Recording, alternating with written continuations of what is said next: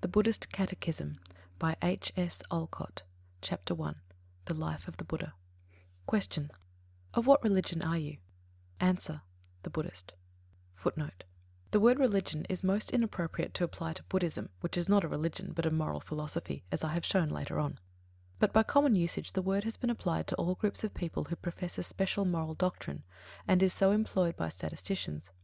The Sinhalese Buddhists have never yet had any conception of what Europeans imply in the etymological construction of the Latin root of this term. In their creed there is no such thing as a binding in the Christian sense, a submission to or merging of self in a divine being. Agam is their vernacular word to express their relation to Buddhism and the Buddha. It is pure Sanskrit and means approach or coming. And as Buddha is enlightenment, the compound word by which they indicate Buddhism, Buddhagama, would be properly rendered as an approach or coming to enlightenment, or possibly as a following of the doctrine of Sakyamuni. The missionaries, finding Agam ready to their hand, adopted it as the equivalent for religion, and Christianity is written by them Christianagama, whereas it should be Christiani Bandhana, for bandhana is the etymological equivalent of religion. The name Vibhaja Voda, one who analyzes, is another name given to a Buddhist, and Advayavadi is a third. With this explanation I continue to employ under protest the familiar word when speaking of Buddhistic philosophy for the convenience of the ordinary reader. Question. What is Buddhism? Answer. It is a body of teachings given out by the great personage known as the Buddha. Question. Is Buddhism the best name for this teaching? Answer. No. That is only a Western term. The best name for it is Bodhidharma. Question.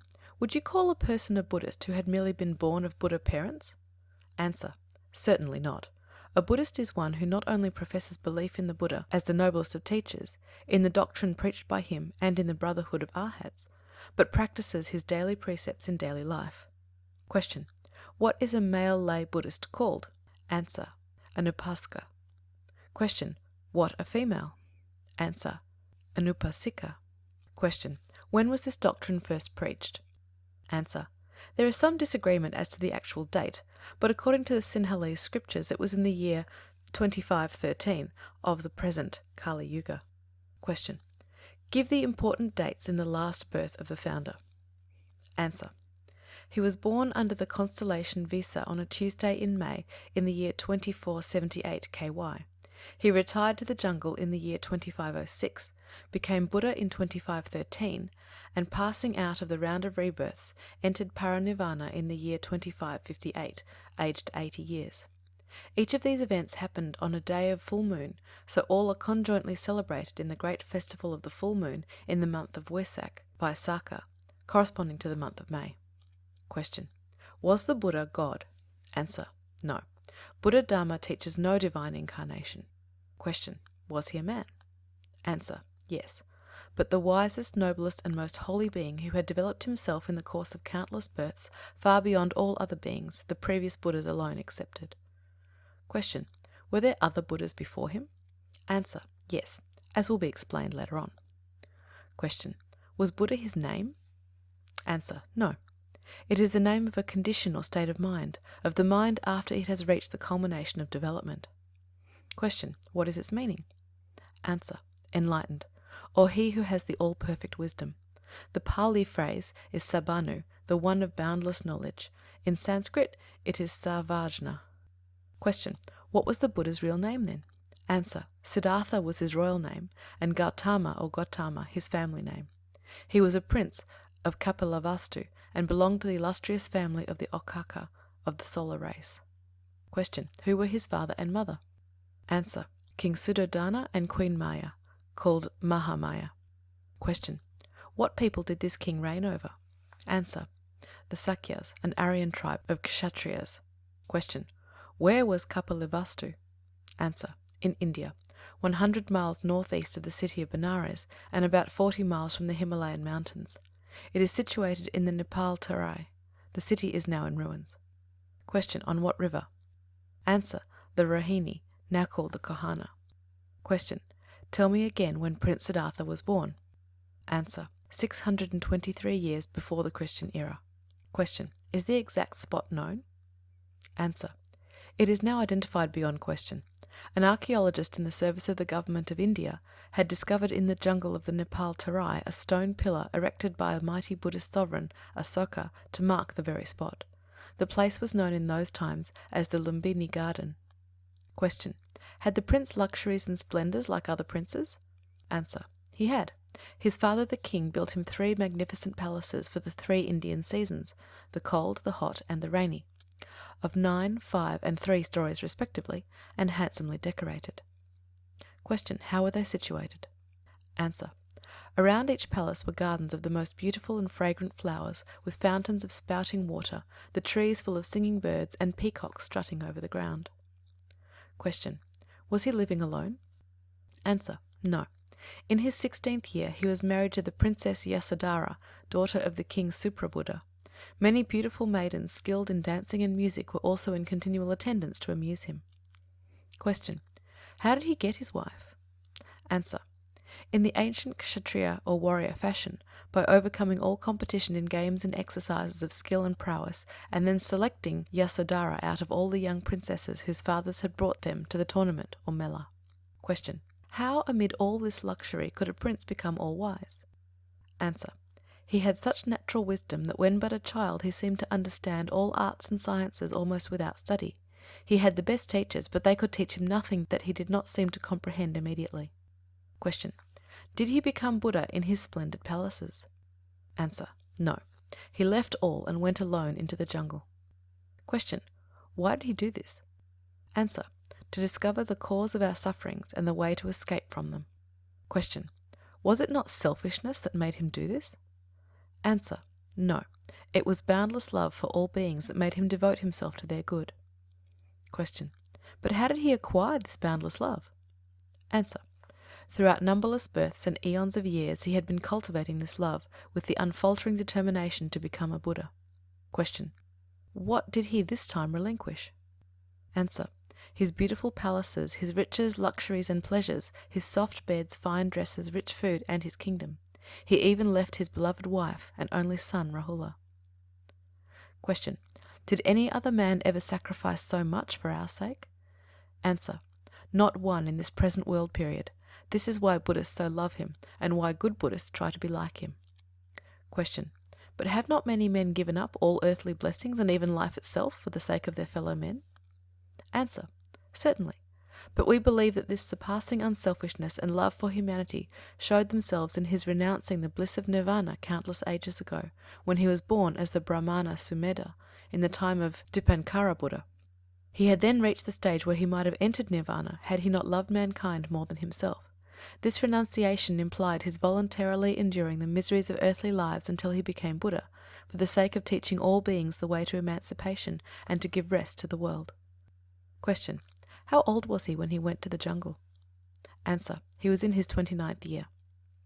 Question. What finally determined him to leave all that men usually love so much and go to the jungle? Answer. A deva appeared to him when driving out in his chariot under 4 impressive forms on 4 different occasions. Question. What were these different forms? Answer. Those of a very old man broken down by age, of a sick man, of a decaying corpse, and of a dignified hermit. Question. Did he alone see these? Answer. No, his attendant Channa also saw them. Question. Why should these sights, so familiar to everybody, have caused him to go into the jungle? Answer. We often see such sights. He had not seen them, so they made a deep impression on his mind. Question. Why had he not also seen them? Answer.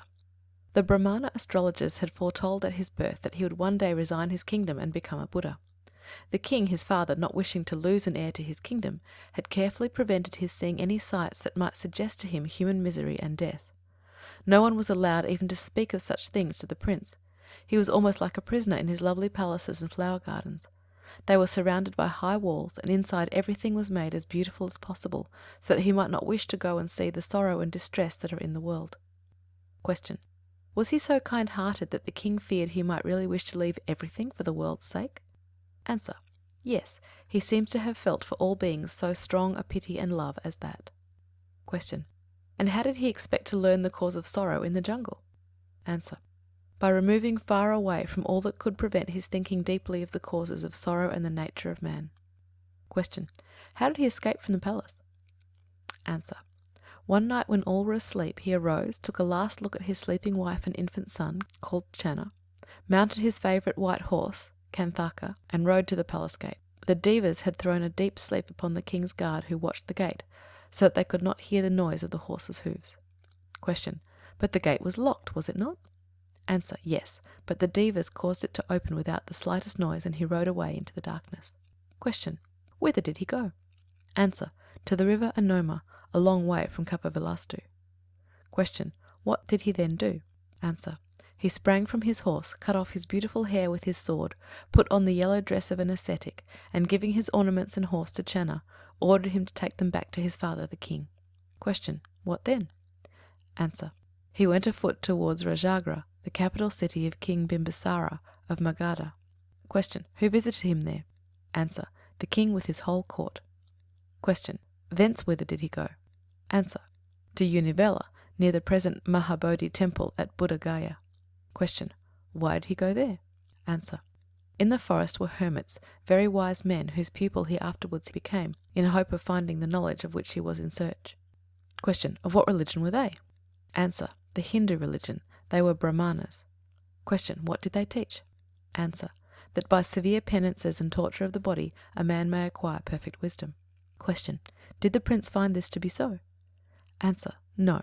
He learned their systems and practiced all their penances, but he could not thus discover the cause of human sorrow and the way to absolute emancipation. Question. What did he then do? Answer. He went away into the forest near Uruvela and spent 6 years in deep meditation, undergoing the severest discipline in mortifying his body. Question. Was he alone? Answer. No. 5 Brahmin companions attended him. Question. What were their names? Answer. Kondanya, Bhadia, Vapa, Mahanama, and Asaji. Question. What plan of discipline did he adopt to open his mind to know the whole truth? Answer. He sat and meditated, concentrating his mind upon the higher problems of life, and shutting out from his sight and hearing all that was likely to interrupt his inward reflections. Question. Did he fast? Answer. Yes, through the whole period. He took less and less food and water, until it is said he ate scarcely more than 1 grain of rice or of sesame seed each day. Question. Did this give him the wisdom he longed for? Answer. No. He grew thinner and thinner in body and fainter in strength, until one day, as he was slowly walking about and meditating, his vital force suddenly left him, and he fell to the ground unconscious. Question. What did his companions think of that? Answer. They fancied he was dead, but after a time he revived. Question. What then? Answer. The thought came to him that knowledge could never be reached by mere fasting or bodily suffering, but must be gained by the opening of the mind. He had just barely escaped death from self-starvation, yet he had not obtained the perfect wisdom, so he decided to eat, that he might live at least long enough to become wise. Question. Who gave him food? Answer. He received food from Sujata, a nobleman's daughter, who saw him sitting at the foot of a nyagrodha, a banyan tree. He arose, took his alms bowl, bathed in the river Niranjara, ate the food, and went into the jungle. Question. What did he do there? Answer. Having formed his determination after these reflections, he went at evening to the Bodhi, or Asvata tree, where the present Mahabodhi temple stands. Question. What did he do there? Answer. He determined not to leave the spot until he attained perfect wisdom. Question. At which side of the tree did he seat himself? Answer. The side facing the east. Question. What did he obtain that night? Answer. The knowledge of his previous births, of the causes of rebirths, and of the way to extinguish desire. Just before the break of the next day, his mind was entirely opened like the full-blown lotus flower. The light of supreme knowledge, or the 4 truths, poured in upon him. He had become Buddha, the enlightened, the all-knowing, the Savajna. Question. Had he at last discovered the cause of human misery? Answer. At last he had. As the light of the morning sun chases away the darkness of night, and reveals to sight the trees, fields, rocks, seas, rivers, animals, men, and all things, so the full light of knowledge rose in his mind, and he saw at one glance the causes of human suffering and the way to escape from them. Question. Had he great struggles before gaining this perfect wisdom? Answer. Yes, mighty and terrible struggles. He had to conquer in his body all those natural defects and human appetites and desires that prevent our seeing the truth. He had to overcome all the bad influences of the sinful world around him. Like a soldier fighting desperately in battle against many enemies, he struggled. Like a hero who conquers, he gains his object, and the secret of human misery was discovered. Question. What use did he make of the knowledge thus gained? Answer. At first he was reluctant to teach it to the people at large. Question. Why? Answer. Because of its profound importance and sublimity, he feared that but a few people would understand it. Question. What made him alter this view? Answer. He saw that it was his duty to teach what he had learnt as clearly and simply as possible, and trust to the truth impressing itself on the popular mind in proportion to each one's individual karma. It was the only way of salvation, and every being had an equal right to have it pointed out to him. So he determined to begin with his 5 late companions who had abandoned him when he broke his fast. Question. Where did he find them? Answer. In the deer park at Isipatana near Benares. Question. Can the spot be now identified? Answer. Yes. A partly ruined stupa or dagoba is still standing on that very spot. Question. Did those 5 companions readily listen to him? Answer. At first, no. But so great was the spiritual beauty of his appearance, so sweet and convincing his teaching, that they soon turned and gave him the closest attention. Question. What effect did this discourse have upon them? Answer. The aged Kodanya, the one who understood, Anna, was the first to lose his prejudices, and accept the Buddha's teaching, become his disciple, and enter the path leading to arhatship. The other 4 soon followed his example. Question. Who were his next converts? Answer. A rich young layman named Yasa and his father, a wealthy merchant. By the end of 3 months, the disciples numbered 60 persons. Question. Who were the first women lay disciples? Answer. The wife and mother of Yasa. Question. What did the Buddha do at that time? Answer. He called the disciples together, gave them full instructions, and sent them out in all directions to preach his doctrine. Footnote. Brahmanism not being offered to non-Hindus, Buddhism is consequently the oldest missionary religion in the world. The early missionaries endured every hardship, cruelty, and persecution with unfaltering courage. Question. What was the essence of his doctrine? Answer. That the way of emancipation lies in leading the holy life and following the rules laid down, which will be explained later on. Question. Tell me what name he gave to this course of life. Answer. The Eightfold Path. Question. How is it called in the Pali language? Answer. Aryo Athangiko Margo. Question. Whither did the Buddha go then? Answer. To Uruvela. Question. What happened there? Answer. He converted a man named Kashyapa, renowned for his learning and the teacher of the Jatilas, a great sect of fire worshippers, all of whom became his followers. Question. Who was his next great convert? Answer. King Bimbisara of Magadha. Question. Which 2 of the Buddha's most learned and beloved disciples were converted at about this time? Answer. Sariputra and Moggallanya, formerly chief disciples of Sanjaya, the ascetic. Question. For what did they become renowned? Answer.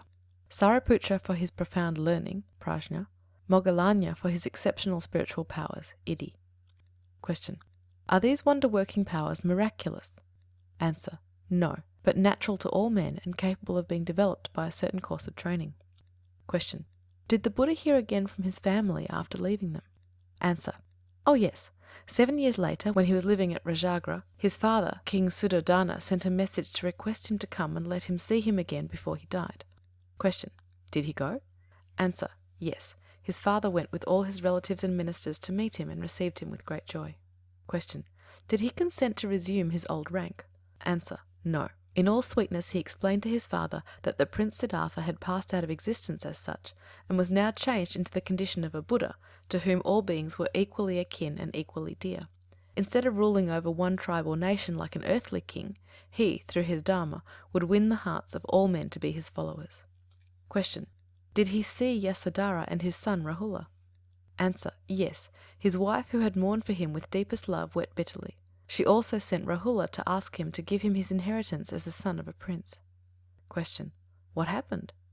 Answer. To one and all he preached the Dharma as a cure for all sorrows. His father, son, wife, Ananda, his half-brother, Devadatta, his cousin and brother-in-law, were all converted and became his disciples. 2 other famous ones were Anuruddha, afterwards a great metaphysician, and Upali, a barber, afterwards the greatest authority on Vinaya. Both of these gained great renown. Question. Who was the first bhikkhuni? Answer. Prajapati, the aunt and foster mother of Prince Siddhartha. With her, Yasodhara and many other ladies were admitted into the order as bhikkhunis or female devotees. Question. What effect did the taking up of the religious life by his sons, Siddhartha and Ananda, his nephew Devadatta, his son's wife Yasodhara, and his grandson Rahula, have upon the old king Suddhodana? Answer. It grieved him much, and he complained to the Buddha, who then made it a rule of the order that no person should thenceforth be ordained without the consent of his parents if alive. Question. Tell me about the fate of Devadatta. Answer. He was a man of great intelligence and rapidly advanced in the knowledge of the Dharma, but being also extremely ambitious, he came to envy and hate the Buddha, and at last plotted to kill him. He also influenced Ajatashatru, son of King Bimbisara, to murder his noble father and to become his, Devadatta's, disciple. Question. Did he do any injury to the Buddha? Answer. Not in the least, but the evil he plotted against him recoiled upon himself, and he met with an awful death. Question. For how many years was the Buddha engaged in teaching? Answer. 45 years, during which time he preached a great many discourses. His custom and that of his disciples was to travel and preach during the 8 dry months. But during the season of the way, the rains, he and they would stop in the pansulas and the viharas which had been built for them by various kings and other wealthy converts. Question. Which were the most famous of these buildings? Answer. Jetavanarama, Veluvanarama, Pubarama, Nigrodharama, and Isipatanarama. Question. What kind of people were converted by him and his disciples? Answer. People of all ranks, nations and castes, rajas and coolies, rich and poor, mighty and humble, the illiterate and the most learned. His doctrine was most suited to all. Question. Give some account of the decease of the Buddha. Answer. In the 45th season after his attaining Buddhahood, on the full moon of May, knowing that his end was near, he came at evening to Kusinagara, a place about 120 miles from Benares. In the Sala grove of the Malas, the Upavatana of Kusinagara, between 2 sala trees, he had his bedding spread, with the head towards the north according to the ancient custom. He lay upon it, and with his mind perfectly clear, gave his final instructions to his disciples and bade them farewell. Question. Did he also make new converts in these last tours? Answer. Yes, a very important one, a great Brahmana Pandit named Subhadra. He had also preached to the Malya princes and their followers. Question. At daybreak, what happened? Answer. He passed into the interior condition of samadhi and thence into nirvana. Question. What were his last words to his disciples? Answer. Bhikkhus, he said, I now impress it upon you the parts and powers of man must be dissolved. Work out your salvation with diligence. Question. What convincing proof have we that the Buddha, formerly Prince Siddhartha, was a historical personage? Answer. His existence is apparently as clearly proved as that of any other character of ancient history. Question. Name some of the proofs. Answer. 1. The testimony of those who personally knew him. 2. The discovery of places and the remains of buildings mentioned in the narrative of his time. 3. The rock inscriptions, pillars and dagobas made in memory of him by sovereigns who were near enough to his time to be able to verify the story of his life. 4. The unbroken existence of the Sangha which he founded, and their possession of the facts of his life transmitted from generation to generation from the beginning. 5. The fact that in the very year of his death and at various times subsequently, conventions and councils of the Sangha were held for the verification of the actual teachings of the founder, and the handing down of those verified teachings from teacher to pupil to the present day. 6. After his cremation, his relics were divided among 8 kings, and a stupa was erected over each portion. The portion given to King Ajatashatru, and by him covered with the stupa at Rajagra, was taken less than 2 centuries later by the Emperor Asoka and distributed throughout his empire. He, of course, had ample means of knowing whether the relics were those of the Buddha or not, since they had been in charge of the royal house of Patna from the beginning. 7. Many of the Buddha's disciples, being arhats, and thus having control over their vital powers, must have lived to great ages, and there was nothing to have prevented 2 or 3 of them in succession to each other to have covered the whole period between the death of the Buddha and the reign of Asoka, and thus to have enabled the latter to get from his contemporary every desired attestation of the fact of the Buddha's life. 8. The Mahavansa, the best authenticated ancient history known to us, records the events of Sinhalese history to the reign of King Vijaya, 543 BC, almost the time of the Buddha, and gives most particulars of his life, as well as those of the Emperor Asoka and all the other sovereigns related to Buddhistic history. Question. By what names of respect is the Buddha called?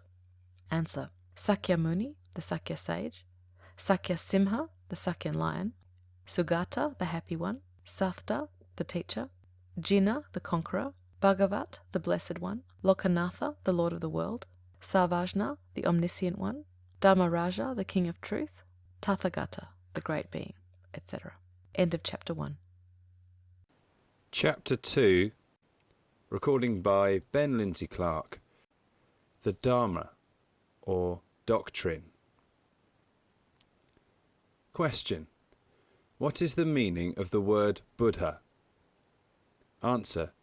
The enlightened, or he who has the perfect wisdom. Question. You have said that there were other Buddhas before this one. Answer. Yes. Our belief is that, under the operation of eternal causation, a Buddha takes birth at intervals, when mankind have become plunged into misery through ignorance, and need the wisdom which is the function of a Buddha to teach. Question. How is a Buddha developed? Answer. A person, hearing and seeing one of the Buddhas on earth, becomes seized with the determination so to live that at some future time, when he shall become fitted for it, he also will be a Buddha for the guiding of mankind out of the cycle of rebirth. Question. How does he proceed? Answer. Throughout that birth and every succeeding one, he strives to subdue his passions, to gain wisdom by experience, and to develop his higher faculties. He thus grows by degrees wiser, nobler in character, and stronger in virtue, until finally, after numberless rebirths, he reaches the state where he can become perfected, enlightened, all-wise, the ideal teacher of the human race. Question. While this gradual development is going on throughout all these births, by what name do we call him? Answer. Bodhisat, or Bodhisattva. Thus the Prince Siddhartha, Gautama, was a Bodhisattva up to the moment when, under the blessed Bodhi tree at Gaya, he became Buddha. Question. Have we any account of his various rebirths as a Bodhisattva? Answer. In the Jakata, a book containing stories of the Bodhisattva's reincarnations, there are several hundred tales of that kind. Question. What lesson do these stories teach? Answer. That a man can carry, throughout a long series of reincarnations, one great good purpose which enables him to conquer bad tendencies and develop virtuous ones. Question. Can we fix the number of reincarnations through which a bodhisattva must pass before he can become a Buddha? Answer. Of course not. That depends upon his natural character, the state of development to which he has arrived when he forms the resolution to become a Buddha, and other things. Question. Have we a way of classifying bodhisattvas? If so, explain it. Answer. Bodhisattvas, the future Buddhas, are divided into 3 classes. Question. Proceed. How are these 3 kinds of bodhisattvas named? Answer. Panhadika, or Ujgatitajna, he who attains least quickly. Saddhadika, or Vapachitajna, he who attains less quickly. And Varyadika, or Gneya, he who attains quickly. The Panatika bodhisattvas take the course of intelligence. The Saddhadika takes the course of faith. The Viryahika takes the course of energetic action. The first is guided by intelligence and does not hasten. The second is full of faith and does not care to take the guidance of wisdom. And the third never delays to do what is good. Regardless of the consequences to himself, he does it when he sees that it is best that it should be done. Question. When our Bodhisattva became Buddha, what did he see was the cause of human misery? Tell me in one word. Answer. Ignorance. Avidya. Question. Can you tell me the remedy? Answer. To dispel ignorance and become wise. Prajna. Question. Why does ignorance cause suffering? Answer: because it makes us prize what is not worth prizing, grieve when we should not grieve, consider real what is not real but only illusionary, and pass our lives in the pursuit of worthless objects, neglecting what is in reality most valuable. Question: and what is that which is most valuable? Answer: to know the whole secret of man's existence and destiny, so that we may estimate at no more than their actual value this life and its relations, and so that we may live in a way to ensure the greatest happiness and the least suffering for our fellow men and ourselves. Question: what is the light that can dispel this ignorance of ours and remove all sorrows? Answer: the knowledge of the Four Noble Truths as the Buddha taught them. Question: name these Four Noble Truths. Answer: 1.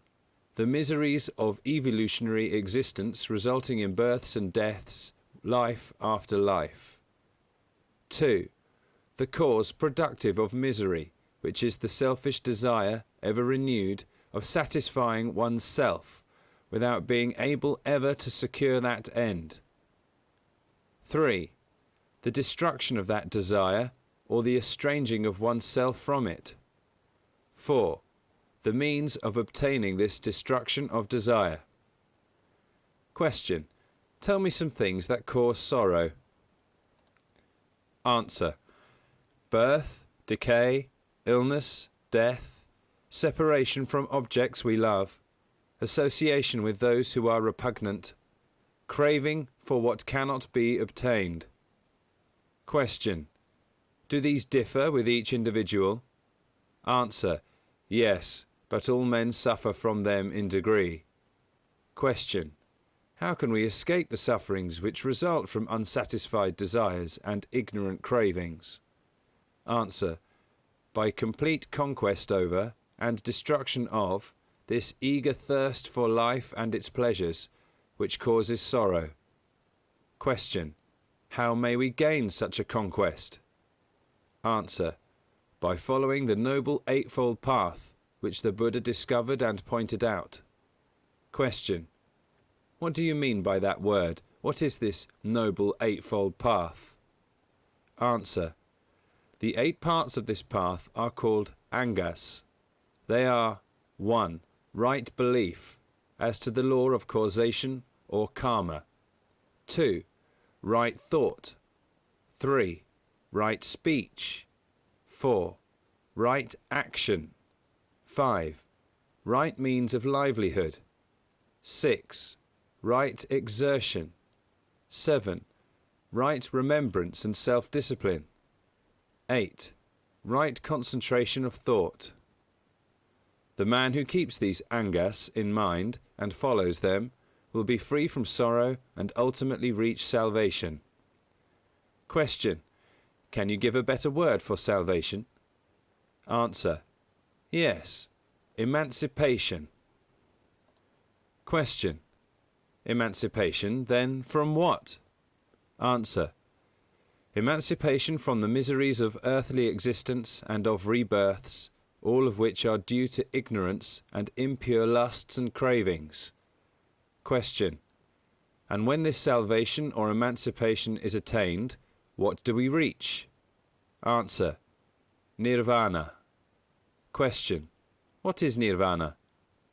Answer: a condition of total cessation of changes, of perfect rest, of the absence of desire and illusion and sorrow, of the total obliteration of everything that goes to make up the physical man. Before reaching nirvana, man is constantly being reborn. When he reaches nirvana, he is born no more. Question: where can be found a learned discussion of the word nirvana and a list of other names by which the old Pali writers attempt to define it? Answer: in the famous Dictionary of the Pali Language by the late Mr. B. O. Childers is a complete list. Question: but some people imagine that nirvana is some sort of heavenly place, a paradise. Does Buddhism teach that? Answer: no. When Kuttadanta asked the Buddha, "Where is Nirvana?" he replied that it was wherever the precepts are obeyed. Question. What causes us to be reborn? Answer. The unsatisfied selfish desire, Sanskrit trishna, Pali tanha, for things that belong to the state of personal existence in the material world. This unquenched thirst for physical existence, bhava, is a force and has a creative power in itself so strong that it draws the being back into mundane life. Question. Are our rebirths in any way affected by the nature of our unsatisfied desires? Answer. Yes, and by our individual merits or demerits. Question. Does our merit or demerit control the state, condition, or form in which we shall be reborn? Answer. It does. The broad rule is that if we have an excess of merit, we shall be well and happily born the next time. If an excess of demerit, the next birth will be wretched and full of suffering. Question. One chief pillar of Buddhistic doctrine is, then, the idea that every effect is the result of an actual cause, is it not? Answer. It is, of a cause either immediate or remote. Question. What do we call this causation? Answer. Applied to individuals, it is karma, that is, action. It means that our own actions or deeds bring upon us whatever of joy or misery we experience. Question. Can a bad man escape from the outworkings of his karma? Answer. The Dhammapada says, there exists no spot on the earth, or in the sky, or in the sea, neither is there any in the mountain clefts, where an evil deed does not bring trouble to the doer. Question. Can a good man escape? Answer. As the result of deeds of peculiar merit, a man may attain certain advantages of place, body, environment, and teaching in his next stage of progress, which ward off the effects of bad karma and help his higher evolution. Question. What are they called? Answer. Gati Sampati, Upadhi Sampati, Kala Sampati, and Payoga Sampati. Question. Is that consistent or inconsistent with common sense and the teachings of modern science? Answer. Perfectly consistent. There can be no doubt of it. Question. May all men become Buddhas? Answer. It is not in the nature of every man to become a Buddha, for a Buddha is developed only at long intervals of time, and seemingly when the state of humanity absolutely requires such a teacher to show it the forgotten path to Nirvana. But every being may equally reach Nirvana by conquering ignorance and gaining wisdom. Question. Does Buddhism teach that man is reborn only upon our earth? Answer. As a general rule, that would be the case, until he had evolved beyond its level. But the inhabited worlds are numberless. The world upon which a person is to have his next birth, as well as the nature of the rebirth itself, is decided by the preponderance of the individual's merit or demerit. In other words, it will be controlled by his attractions, as science would describe it, or by his karma, as we Buddhists would say. Question. Are there worlds more perfectly developed, and others less so than our earth? Answer. Buddhism teaches that there are whole sakwalas, or systems of worlds, of various kinds, higher and lower, and also that the inhabitants of each world correspond in development with itself. Question. Has not the Buddha summed up his whole doctrine in one gatha, or verse? Answer. Yes. Question. Repeat it. Answer. Sabha, papasa, akaran, kusalasa, upasampada, sachita, pariyo, padanam, etam buddha nusasanam. To cease from all evil actions, to generate all that is good, to cleanse one's mind, This is the constant advice of the Buddhas. Question. Have the first three of these lines any very striking characteristics? Answer. Yes. The first line embodies the whole spirit of the Vinaya Pitaka, the second that of the Sutta, the third that of the Abhidhamma. They comprise only 8 Pali words, yet, as the dewdrop reflects the stars, they sparkle with the spirit of all the Buddha Dharma. Question. Do these precepts show that Buddhism is an active or a passive religion? Answer. To cease from sin may be called passive, but to get virtue and to cleanse one's own heart or mind are altogether active qualities. Buddha taught that we should not merely not be evil, but that we should be positively good. Question. Who or what are the 3 guides that a Buddhist is supposed to follow? Answer. They are disclosed in the formula called the Tisarana.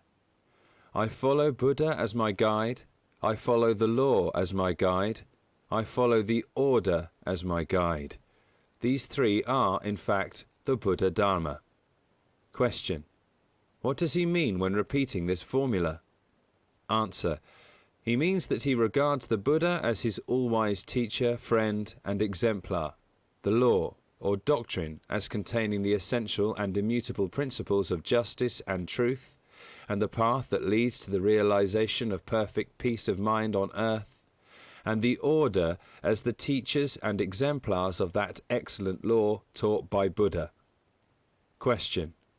But are not some of the members of this order men intellectually and morally inferior? Answer. Yes. But we are taught by the Buddha that only those who diligently attend to the precepts, discipline their minds, and strive to attain or have attained one of the 8 stages of holiness and perfection constitute his order. It is expressly stated that the order referred to in the Tisarana refers to the Atta Arya Pugala, the noble ones, who have attained one of the 8 stages of perfection. The mere wearing of yellow robes, or even ordination, does not of itself make a man pure or wise, or entitle him to reverence. Question. Then it is not such unworthy bhikkhus as they, whom the true Buddhist would like as his guides? Answer. Certainly not. Question. What are the 5 observances, or universal precepts, called the Pancha Sila, which are imposed on the laity in general? Answer. They are included in the following formula, which Buddhists repeat publicly at the viharas, temples. I observe the precept to refrain from destroying the life of beings. I observe the precept to refrain from stealing. I observe the precept to abstain from unlawful sexual intercourse. I observe the precept to refrain from falsehood. I observe the precept to abstain from using intoxicants. Question. What strikes the intelligent person on reading these silas? Answer. That one who observes them strictly must escape from every cause productive of human misery. If we study history, we shall find that it has all sprung from one or another of these causes. Question. In which silas is the far-seeing wisdom of the Buddha most plainly shown? Answer. In the 1st, 3rd, and 5th. For the taking of life, sensuality, and the use of intoxicants cause at least 95% of the sufferings among men. Question. What benefits does a man derive from the observance of these precepts? Answer. He is said to acquire more or less merit according to the manner and time of observing the precepts, and the number observed. That is, if he observes only one precept, violating the other 4, he acquires the merit of the observance of that precept only, and the longer he keeps that precept, the greater will be the merit. He who keeps all the precepts inviolate will cause himself to have a higher and happier existence hereafter. Question. What are the other observances which it is considered meritorious for the laity as such to undertake voluntarily to keep? Answer. The Atanga Sila, or the eightfold precept, which embraces the 5 above enumerated, omitting the word unlawful in the third, with 3 additional, viz. I observe the precept to abstain from eating at an unseasonable time. I observe the precept to abstain from dancing, singing, music, and unbecoming shows, and from the use of garlands, scents, perfumes, cosmetics, ointments, and ornaments. I observe the precept to abstain from using high and broad beds. The seats and couches here referred to are those used by the worldly minded for the sake of pleasure and sensual enjoyment. The celibate should avoid these. Question. How would a Buddhist describe true merit? Answer. There is no great merit in any merely outward act. All depends upon the inward motive that provokes the deed. Question. Give an example. Answer. A rich man may expend lakhs of rupees in building dagobas or viharas, in erecting statues of Buddha, in festivals and processions, in feeding priests, in giving alms to the poor, or in planting trees, digging tanks, or constructing rest houses by the roadside for travellers, and yet have comparatively little merit if it be done for display, or to hear himself praised by men, or for any other selfish motives. But he who does the least of these things with a kind motive, such as love for his fellow men, gains great merit. A good deed done with a bad motive benefits others, but not the doer. One who approves of a good deed when done by another shares in the merit, if his sympathy is real, not pretended. The same rule applies to evil deeds. Question. But which is said to be the greatest of all meritorious actions? Answer. The Dhammapada declares that the merit of disseminating the Dharma, the law of righteousness, is greater than that of any other good work. Question. What books contain all the most excellent wisdom of the Buddha's teachings? Answer. The 3 collections of books called Tripitakas, or 3 baskets. Question. What are the names of the 3 Pitakas, or groups of books?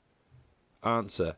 The Vinaya Pitaka, the Sutta Pitaka, and the Abhidhamma Pitaka. Question.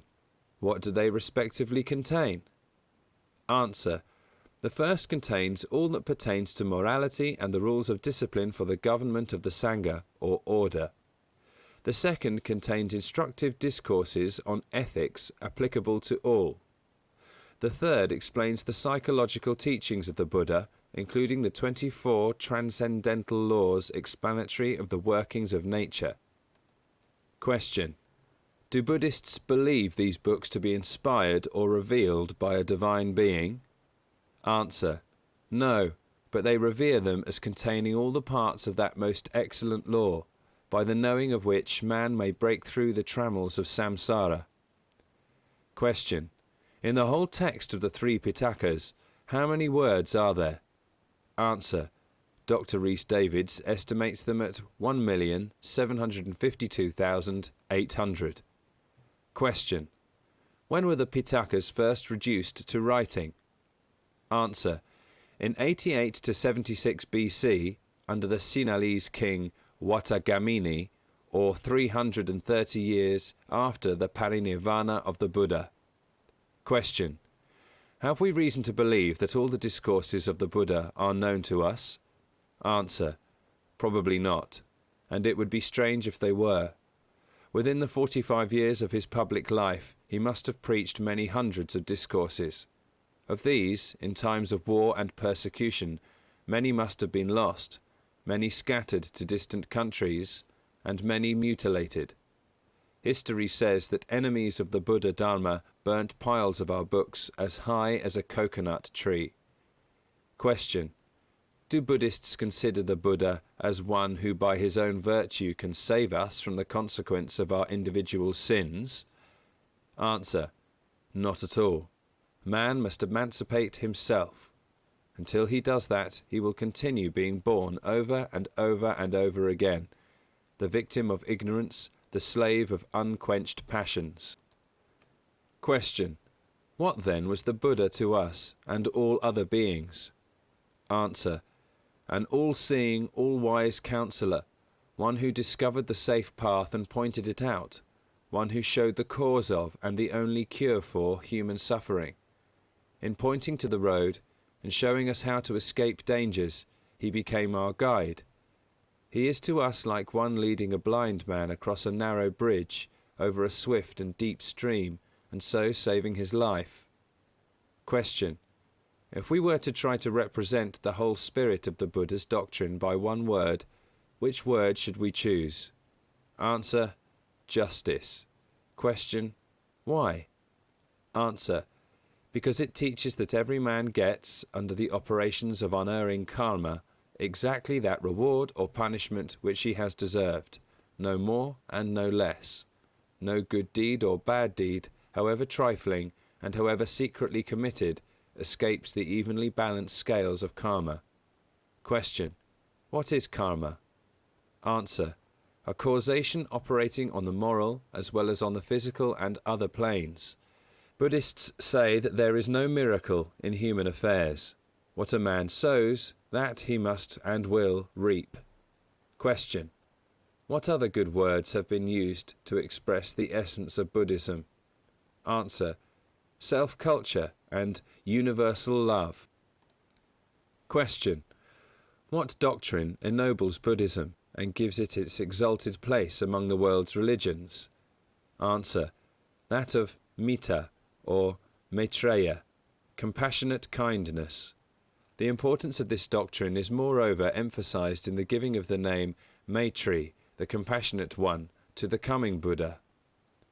Question: were all these points of doctrine that you have explained meditated upon by the Buddha near the Bo tree? Answer: yes, these and many more that may be read in the Buddhist scriptures. The entire system of Buddhism came to his mind during the Great Enlightenment. Question: how long did the Buddha remain near the Bo tree? Answer: 49 days. Question: what do we call the first discourse preached by the Buddha, that which he addressed to his 5 former companions? Answer: the Dhammacakka Pavatana Sutta, the Sutra of the definition of the rule of doctrine. Question: what subjects were treated by him in this discourse? Answer: the 4 Noble Truths and the Noble Eightfold Path. He condemned the extreme physical mortification of the ascetics on the one hand, and the enjoyment of sensual pleasures on the other, pointing out and recommending the Noble Eightfold Path as the middle path. Question: did the Buddha hold with idol worship? Answer: he did not. He opposed it. The worship of gods, demons, trees, etc. was condemned by the Buddha. External worship is a fetter that one has to break if he is to advance higher. Question: but do not Buddhists make reverence before the statue of the Buddha, his relics, and the monuments enshrining them? Answer: yes, but not with the sentiment of the idolater. Question: what is the difference? Answer: our pagan brother not only takes his images as visible representations of his unseen god or gods, but the refined idolater, in worshipping, considers that the idol contains in its substance a portion of the all-pervading divinity. Question: what does the Buddhist think? Answer: the Buddhist reverences the Buddha statue and the other things you have mentioned only as mementos of the greatest, wisest, most benevolent and compassionate man in this world period, Kalpa. All races and people preserve, treasure up, and value the relics and mementos of men and women who have been considered in any way great. The Buddha, to us, seems more to be revered and beloved than anyone else, by every human being who knows sorrow. Question: has the Buddha himself given us something definitive upon this subject? Answer: certainly. In the Mahaparinirvana Sutta, he says that emancipation is attainable only by leading the holy life, according to the Noble Eightfold Path, not by eternal worship, amisa puja, nor by adoration of himself, or of another, or of any image. Question: what was the Buddha's estimate of ceremonialism? Answer: From the beginning, he condemned the observance of ceremonies and other external practices, which only tend to increase our spiritual blindness and our clinging to mere lifeless forms. Question. What as to controversies? Answer. In numerous discourses he denounced this habit as most pernicious. He prescribed penances for bhikkhus who waste time and weaken their higher intuitions in wrangling over theories and metaphysical subtleties. Question. Are charms, incantations, the observance of lucky hours, and devil dancing a part of Buddhism? Answer. They are positively repugnant to its fundamental principles. They are the surviving relics of fetishism and pantheism and other foreign religions. In the Brahmajata Sutta, the Buddha has categorically described these and other superstitions as pagan, mean, and spurious. Question.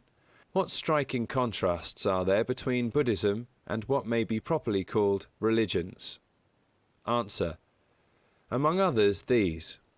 It teaches the highest goodness without a creating God, a continuity of life without adhering to the superstitious and selfish doctrine of an eternal, metaphysical soul substance that goes out of the body, a happiness without an objective heaven, a method of salvation without a vicarious saviour, redemption by oneself as the Redeemer, and without rites, prayers, penances, priests, or intercessory saints, and a sunam bonum, i.e. nirvana, attainable in this life and in this world by leading a pure, unselfish life of wisdom and of compassion to all beings. And a sunam bonum, i.e. nirvana, attainable in this life and in this world by leading a pure, unselfish life of wisdom and of compassion to all beings. Question. Specify the two main divisions of meditation, i.e. of the process by which one extinguishes passion and attains knowledge. Answer. Samatha and Virasama. 1. The attenuation of passion by leading the holy life and by continued effort to subdue the senses. 2. The attainment of supernormal wisdom by reflection, each of which embraces 20 aspects, but I need not here specify them. Question. What are the 4 paths or stages of advancement that one may attain to? Answer. 1. Sottapatti, the beginning or entering into, which follows after one's clear perception of the 4 noble truths. 2. Sakardagami, the path of one who has so subjugated lust, hatred, and delusion that he need only return once to this world. 3. Anagami, the path of those who have so far conquered self that they need not return to this world. 4. Arhat, the path of the holy and worthy Arhat, who is not only free from the necessity of reincarnation, but has capacitated himself to enjoy perfect wisdom, boundless pity for the ignorant and suffering, and measureless love for all beings. Question. Does popular Buddhism contain nothing but what is true and in accord with science? Answer. Like every other religion that has existed many centuries, it certainly now contains untruth mingled with truth. Ever gold is found mixed with dross. The poetical imagination, the zeal, or the lingering superstition of Buddhist devotees have, in various ages and in various lands, caused the noble principles of the Buddha's moral doctrines to be coupled more or less with what might be removed to advantage. Question. When such perversions are discovered, what should be the true Buddhist's earnest desire? Answer. The true Buddhist should be ever ready and anxious to see the false purged away from the true, and to assist if he can. 3 great councils of the Sangha were held for the express purpose of purging the body of teachings from all corrupt interpolations. Question. When? Answer. The first at Satapani cave, just after the death of the Buddha. The second at Valukarama in Vaisali. The third at Asokarama Vihara at Pataliputra, 235 years after Buddha's decease. Question. In what discourse does the Buddha himself warn us to expect this perversion of the true doctrine? Answer. In the Sanyutta Nikaya. Question. Are there other dogmas in Buddhism which we are required to accept on faith? Answer. No. We are earnestly enjoined to accept nothing whatever on faith, whether it be written in books, handed down from our ancestors, or taught by the sages. Question. Did he himself really teach that noble rule? Answer. Yes. The Buddha has said that we must not believe in a thing said merely because it is said, nor in traditions because they have been handed down from antiquity, nor rumours as such, nor writings by sages merely because sages wrote them, nor fancies that we may suspect to have been inspired in us by a deva, that is, in presumed spiritual inspiration, nor from inferences drawn from some haphazard assumption we may have made, nor because of what seems an analogical necessity, nor on the mere authority of our own teachers or masters. Question. When, then, must we believe? Answer. We are to believe when the writing doctrine or saying is corroborated by our own reason and consciousness. For this, says he in concluding, I taught you not to believe merely because you have heard, but when you believed of your own consciousness, then to act accordingly and abundantly. See the Kalama Sutta of the Anguttara Nikaya and the Mahapari Nirvana Sutta. Question. What does the Buddha call himself? Answer. He says that he and the other Buddhas are only preachers of truth who point out the way. We ourselves must make the effort. Question. Where is this said? Answer. In the Dhammapada, chapter 20. Question. Does Buddhism countenance hypocrisy? Answer. The Dhammapada says, like a beautiful flower full of colour without scent, the fine words of him who does not act accordingly are fruitless. Question. Does Buddhism teach us to return evil for evil? Answer. In the Dhammapada the Buddha said, if a man foolishly does me wrong, I will return to him the protection of my own ungrudging love. The more evil comes from him, the more good shall go from me. This is the path followed by the Arhat. To return evil for evil is positively forbidden in Buddhism. Question. Does it encourage cruelty? Answer. No, indeed. In the 5 precepts and in many of his discourses, the Buddha teaches us to be merciful to all beings, to try and make them happy, to love them all, to abstain from taking life or consenting to it, or encouraging its being done. Question. In which discourse is this stated? Answer.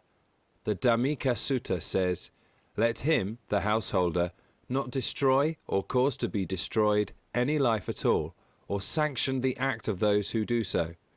Let him refrain from even hurting any creature. Question. Does it approve of drunkenness? Answer. In his Dhammika Sutta we are warned against drinking liquors, causing others to drink, or sanctioning the acts of those who drink. Question. To what are we told that drunkenness leads? Answer. To demerit, crime, insanity, and ignorance, which is the chief cause of rebirth. Question. What does Buddhism teach about marriage? Answer. Absolute chastity, being a condition of full spiritual development, is most highly commended. But a marriage to one's wife and fidelity to her is recognized as a kind of chastity. Polygamy was censured by the Buddha as involving ignorance and promoting lust. Question. In what discourse? Answer. The Anguttara Nikaya, chapter 4, 55. Question. What does it teach us as to the duty of parents to children? Answer.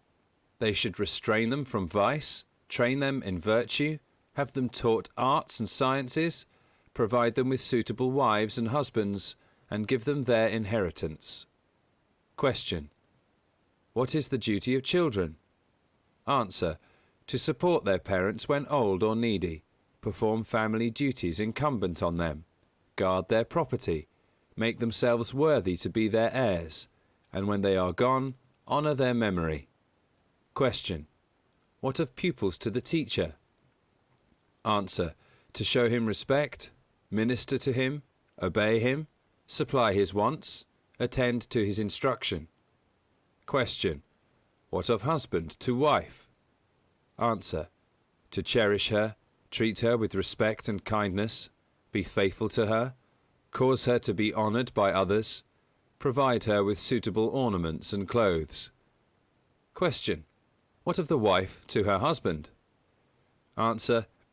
To show affection to him, order her household aright, be hospitable to guests, be chaste, be thrifty, show skill and diligence in all things. Question. Where are these precepts taught? Answer. In the Sigalovada Sutta. Question. Do riches help a man to future happiness?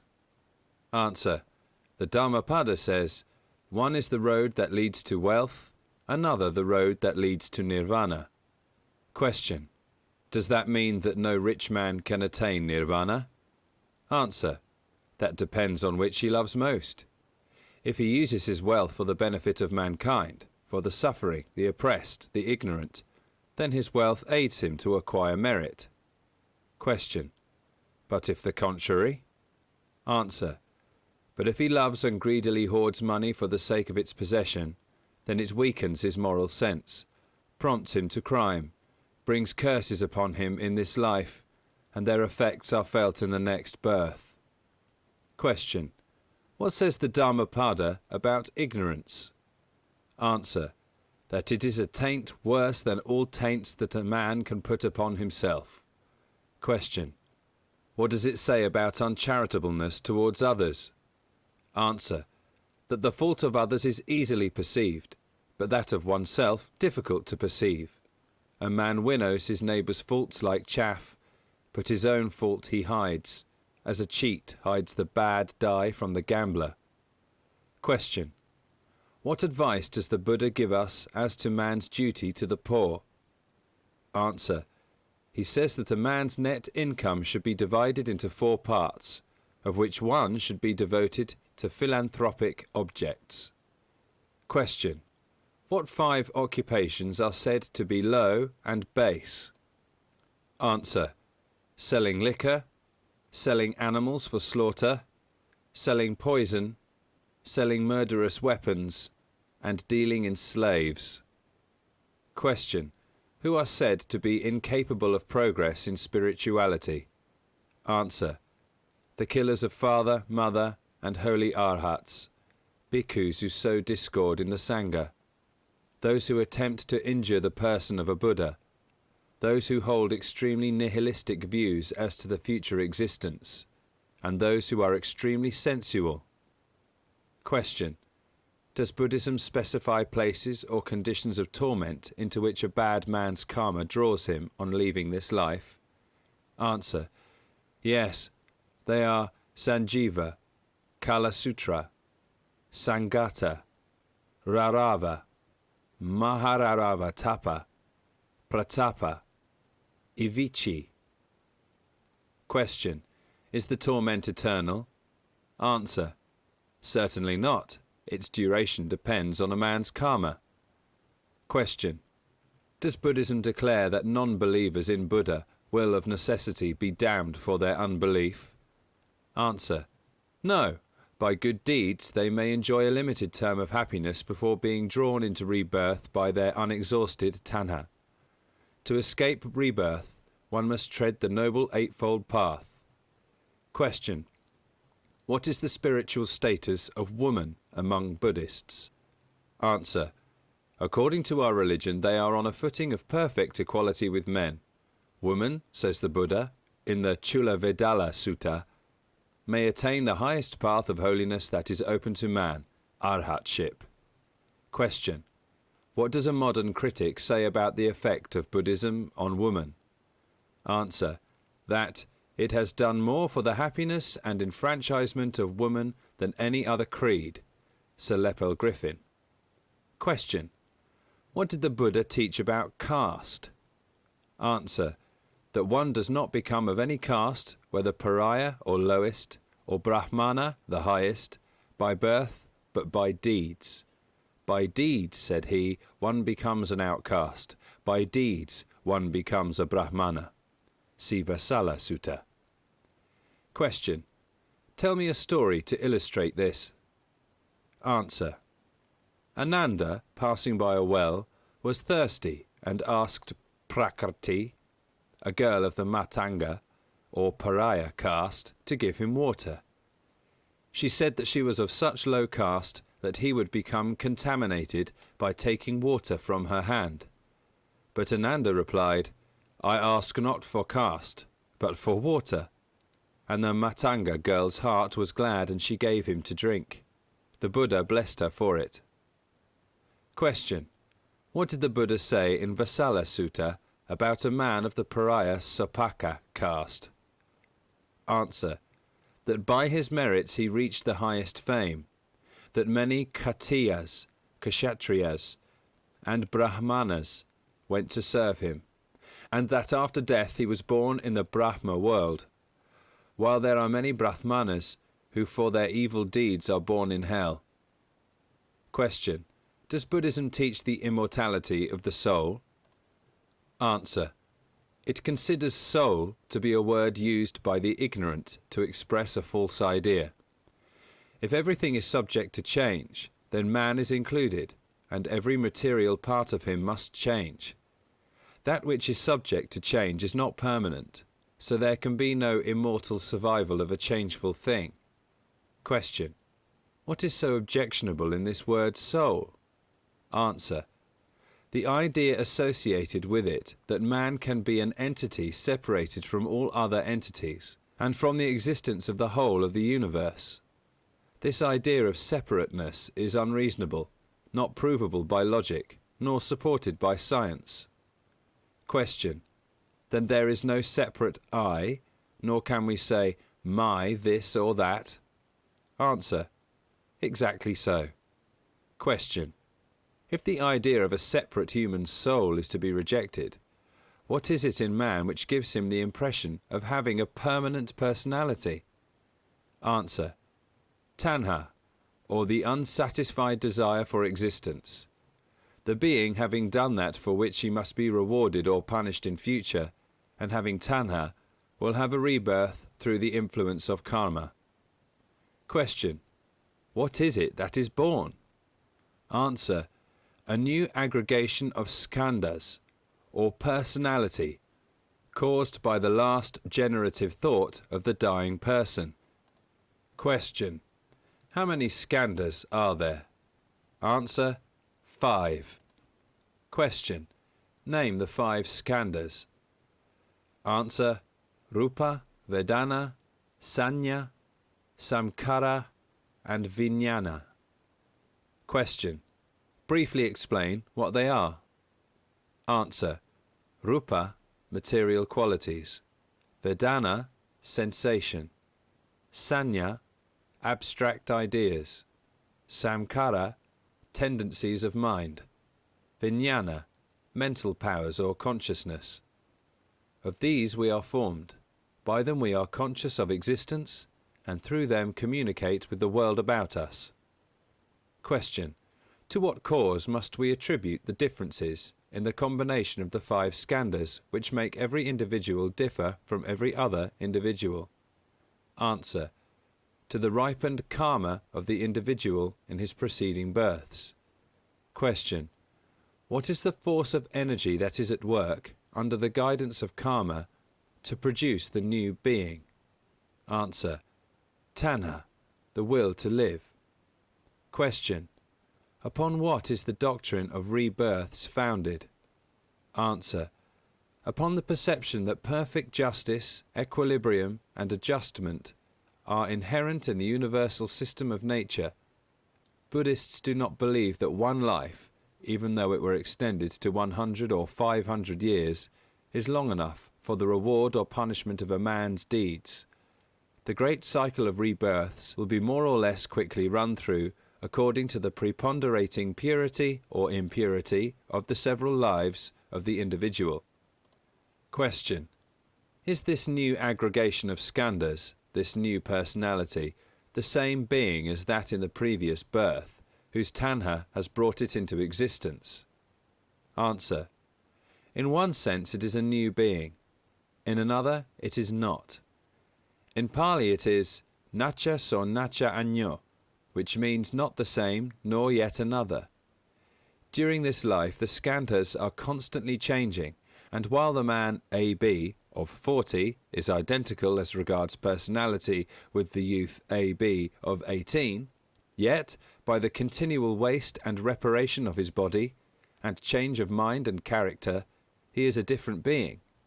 Nevertheless, the man in his old age justly reaps the reward of suffering consequent upon his thoughts and actions at every previous stage of his life.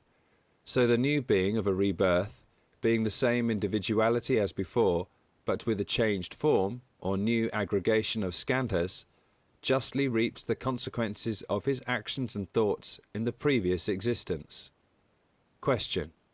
But the aged man remembers the incidents of his youth, despite his being physically and mentally changed.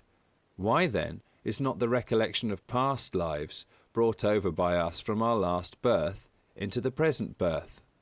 Answer.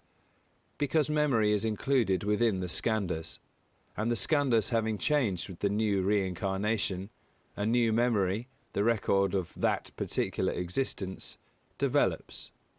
Yet the record or reflection of all the past earth lives must survive, for when Prince Siddhartha became Buddha, the full sequence of his previous births was seen by him. If their several incidents had left no trace behind, this could not have been so, as there would have been nothing for him to see, and anyone who attains to the fourth state of dhyana, psychical insight, can thus retrospectively trace the line of his lives. Question. What is the ultimate point towards which tend all these series of changes in form? Answer. Nirvana. Question. Does Buddhism teach that we should do good with the view of reaching nirvana?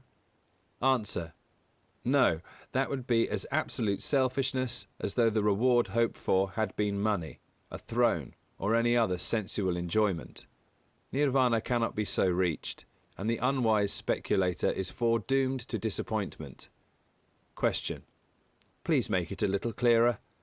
Answer. Nirvana is the synonym of unselfishness, the entire surrender of selfhood to truth. The ignorant man aspires to nirvanic happiness without the least idea of its nature.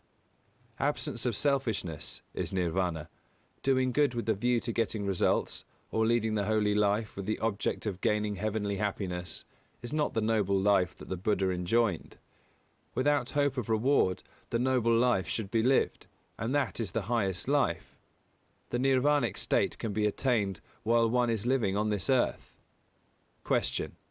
Name the 10 great obstacles to advancement, called sanyojanas, the fetters. Answer. Delusion of self, sakkaya ditthi. Doubt, vicikiccha. Dependence on the superstitious rites, silabata paramasa. Sensuality, bodily passions, kama. Hatred, ill feeling, patigha.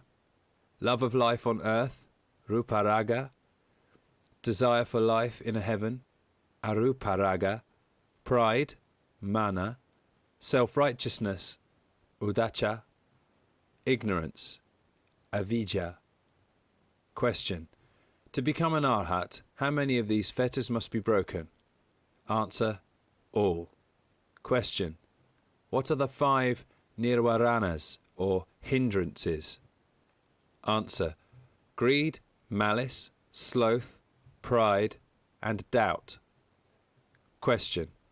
Why do we see this minute division of feelings, impulses, workings of the mind, obstacles and aids to advancement so much used in the Buddha's teachings? It is very confusing to a beginner. Answer. It is to help us to obtain knowledge of ourselves by training our minds to think out every subject in detail. By following out this system of self-examination, we come finally to acquire knowledge and see truth as it is. This is the course taken by every wise teacher to help his pupil's mind to develop. Question. How many of the Buddha's disciples were specially renowned for their superior qualities? Answer. There are 80 so distinguished.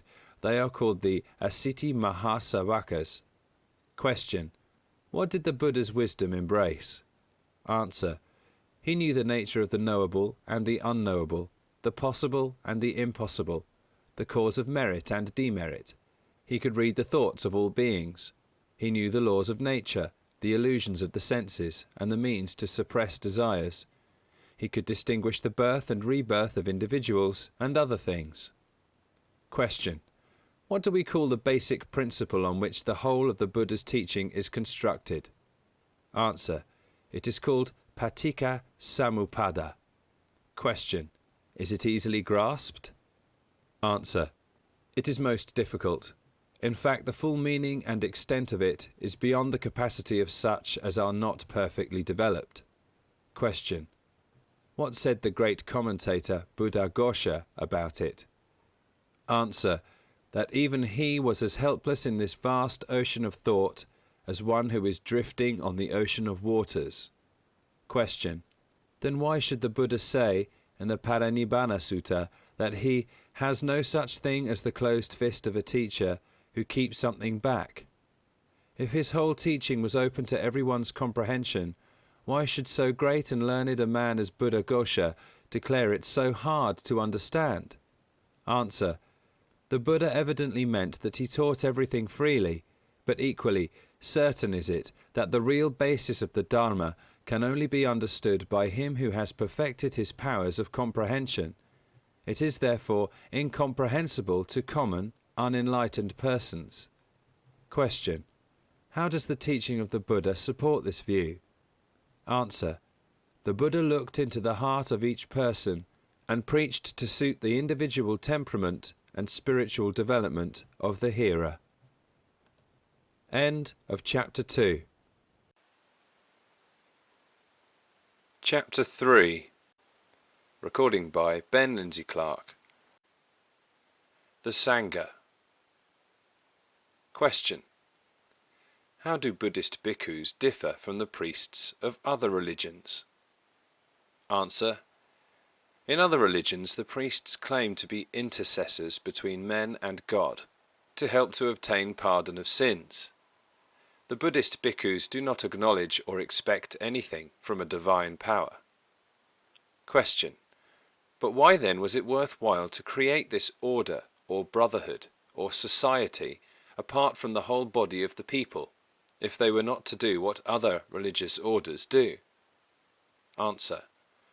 The object in view was to cause the most virtuous, intelligent, unselfish, and spiritually minded persons to withdraw from the social surroundings where their sensual and other selfish desires were naturally strengthened, devote their lives to the acquisition of the highest wisdom, and fit themselves to teach and guide others out of the pleasant path leading towards misery, into the harder path that leads to true happiness and final liberation. Question.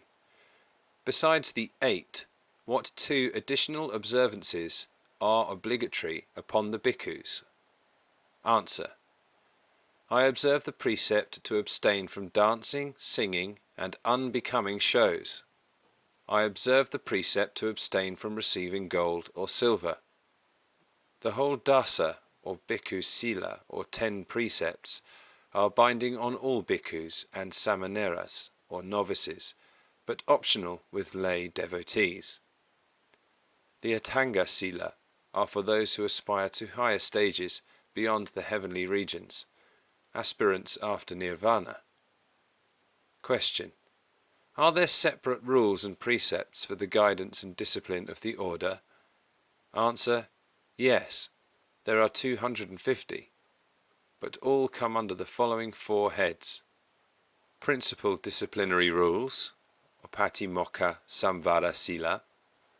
Observances for the repression of the senses, Indriya Samvara Sila. Regulations for unjustly procuring and using food, diet, robes, etc., Pakaya Sanasita Sila. Directions for leading an unblemished life, Ajivapari Sudha Sila. Question. Enumerate some crimes and offences that bhikkhus are particularly prohibited from committing. Answer. Real bhikkhus abstain from destroying the life of beings, stealing, false exhibition of occult powers to deceive anybody, sexual intercourse, falsehood, the use of intoxicating liquors and eating at unseasonable times, dancing, singing and unbecoming shows, using garlands, scents, perfumes, etc., using high and broad beds, couches or seats, receiving presents of gold, silver, raw grain and meat, women and maidens, slaves, cattle, elephants, etc., defaming, using harsh and reproachful language, idle talk, reading and hearing fabulous stories and tales, carrying messages to and from laymen, buying and selling, cheating, bribing, deception and fraud, imprisoning, plundering and threatening others. The practice of certain specified magical arts and sciences such as fortune-telling, astrological predictions, palmistry and other sciences that go under the name of magic.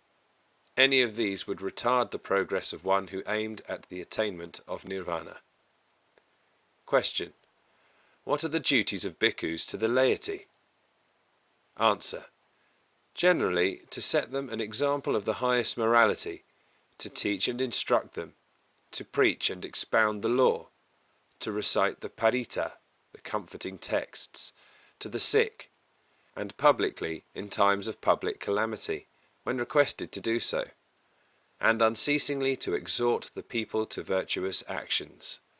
They should dissuade them from vice, be compassionate and tender-hearted, and seek to promote the welfare of all beings. Question. What are the rules for admission into the order? Answer. The candidate is not often taken before his 10th year. He must have the consent of his parents, be free from leprosy, boils, consumption and fits, be a free man, have no debts, and must not be a criminal or deformed or in the royal service.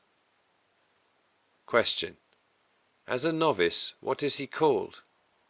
Answer. Samanera, a pupil. Question. At what age can a Samanera be ordained as Shamana, monk? Answer. Not before his 20th year. Question. When ready for ordination, what happens? Answer. At a meeting of bhikkhus he is presented by a bhikkhu as his proposer, who reports that he is qualified, and the candidate says, I ask the Sangha, reverend sirs, for the Apasampada, ordination ceremony, etc.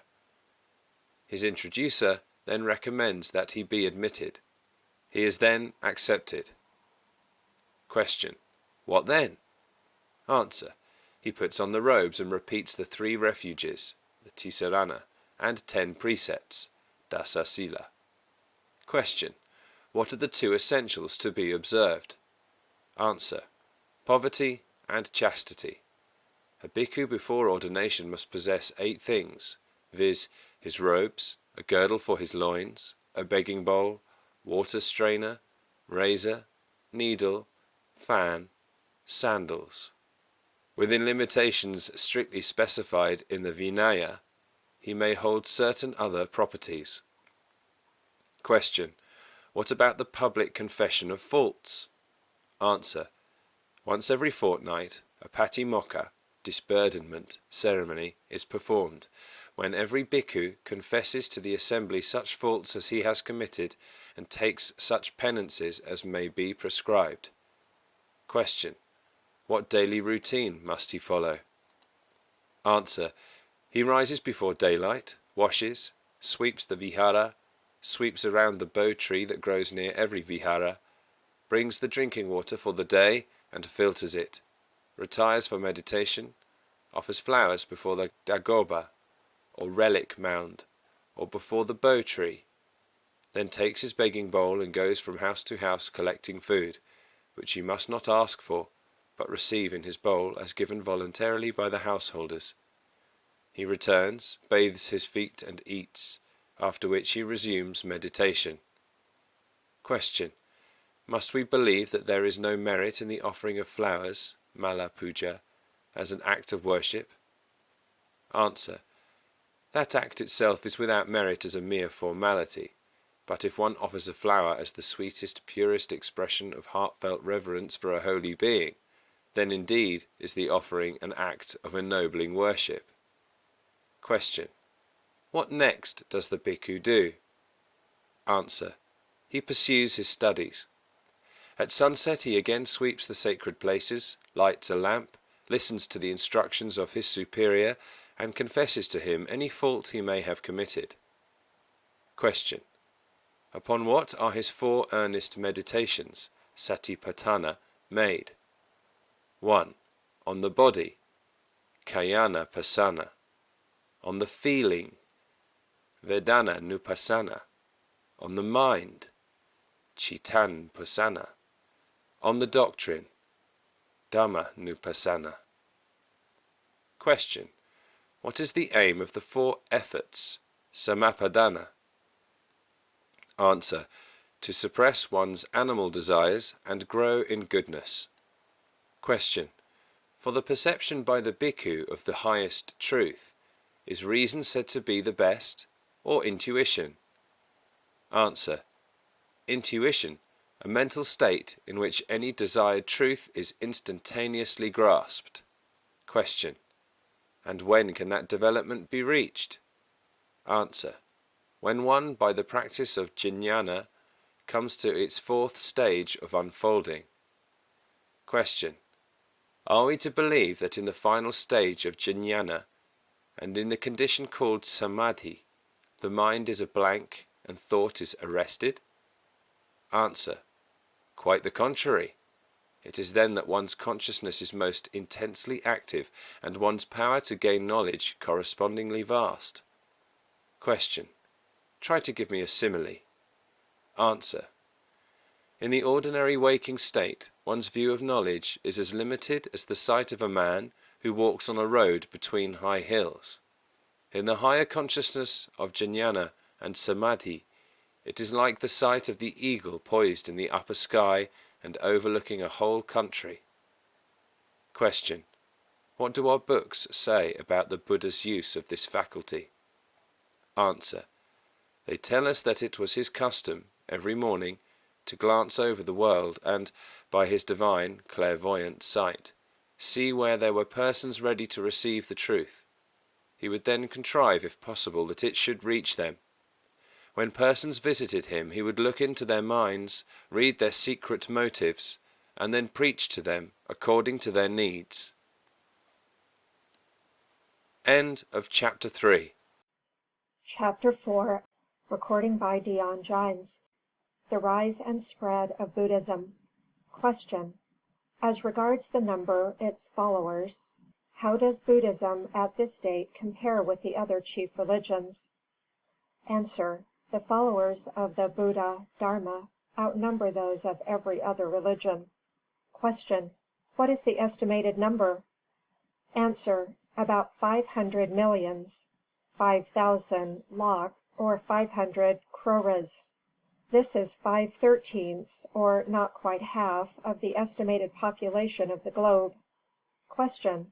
Have many great battles been fought, and many countries conquered?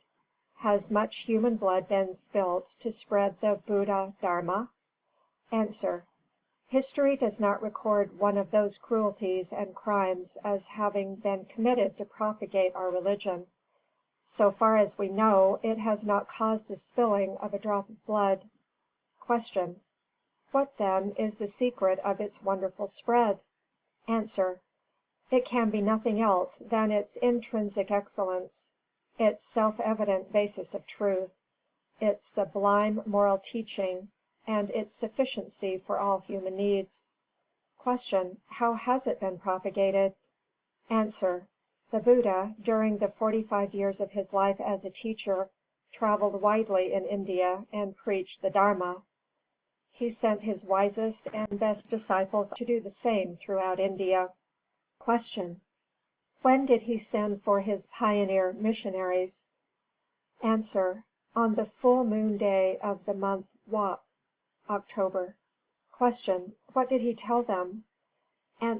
He called them together and said: Go forth, bhikkhus, go and preach the law to the world. Work for the good of others as well as for your own. Bear ye the glad tidings to every man.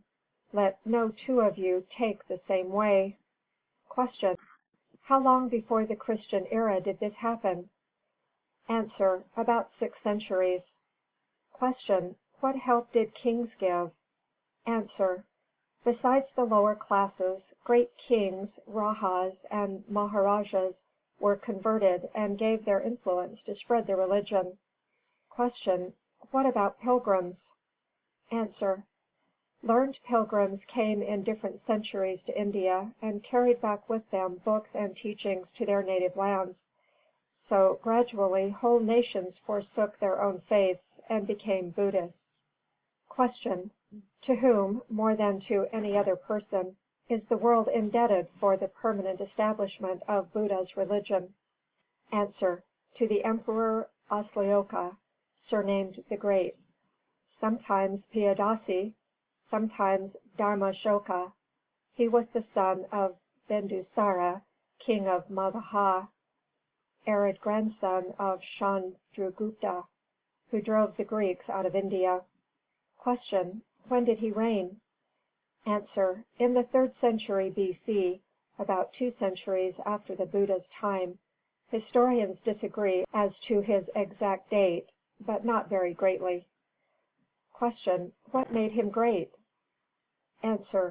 He was the most powerful monarch in Indian history, as warrior and as statesman, but his noblest characteristics were his love of truth and justice, tolerance of religious differences, equity of government, kindness to the sick, to the poor, and to animals. His name is revered from Siberia to Ceylon. Q. Was he born a Buddhist? A. No, he was converted in the 10th year after his anointment as king, by Nigrodha Samanera, an Arhat. Q. What did he do for Buddhism? A. He drove out bad bhikkhus, encouraged good ones, built monasteries and dagobas everywhere, established gardens, opened hospitals for men and animals, convened a council at Patna to revise and re-establish the Dharma, promoted female religious education, and sent embassies to 5 Greek kings, his allies, and to all the sovereigns of India to preach the doctrines of the Buddha. It was he who built the monuments at Kapilavastu, Buddha Gaya, Isipatana, and Kusinara, our 4 chief places of pilgrimage, besides thousands more. Q. What absolute proofs exist as to his noble character? A. Within recent years there have been discovered, in all parts of India, 14 edicts of his, inscribed on living rocks, and 8 on pillars erected by his orders. They fully prove him to have been one of the wisest and most high-minded sovereigns who ever lived. Q. What character do these inscriptions give to Buddhism? A. They show it to be a religion of noble tolerance, of universal brotherhood, of righteousness and justice. It has no taint of selfishness, sectarianism, or intolerance. They have done more than anything else to win for it the respect in which it is now held by the great Pandits of Western countries. Q. What most precious gift did Dharmashoka make to Buddhism? A. He gave his beloved son Mahinda and daughter Sanghamitta to the order, and sent them to Ceylon to introduce the religion. Q. Is this fact recorded in the history of Ceylon? A. Yes, it is all recorded in the Mahabhansa by the keepers of the royal records, who were then living and saw the missionaries. Q. Is there some proof of Sanghamitta's mission still visible? A. Yes. She brought with her to Ceylon a branch of the very Bodhi tree under which the Buddha sat when he became enlightened, and it is still growing. 2. Where? A. At Anuradhapura. The history of it has been officially preserved to the present time. Planted in 306 B.C., it is the oldest historical tree in the world. 2. Who was the reigning sovereign at that time? A. Devanyayatisa. His consort, Queen Anula, had invited Sanghamitta to come and establish the Bhikkhuni branch of the order. 2. Who came with Sanghamitta? A. Many other Bhikkhunis. She, in due time, admitted the Queen and many of her ladies, together with 500 virgins, into the order. 2. Can we trace the effects of the foreign work of the Emperor Ashoka's missionaries? A. His son and daughter introduced Buddhism into Ceylon. His monks gave it to the whole of northern India, to 14 Indian nations outside its boundaries, and to 5 Greek kings, his allies, with whom he made treaties to admit his religious preachers. Q. Can you name them? A. Antiochus of Syria, Ptolemy of Egypt, Antigonus of Macedon, Margus of Cyrene, and Alexander of Epirus. Q. Where do we learn this? A. From the edicts themselves of Ashoka the Great, inscribed by him on rocks and stone pillars, which are still standing and can be seen by everybody who chooses to visit the places. Q. Through what Western religious brotherhoods did the Buddha Dharma mingle itself with Western thought? A. Through the sects of the Therapents of Egypt and the Essenes of Palestine. Q. When were Buddhist books first introduced into China? As early as the 2nd or 3rd century B.C.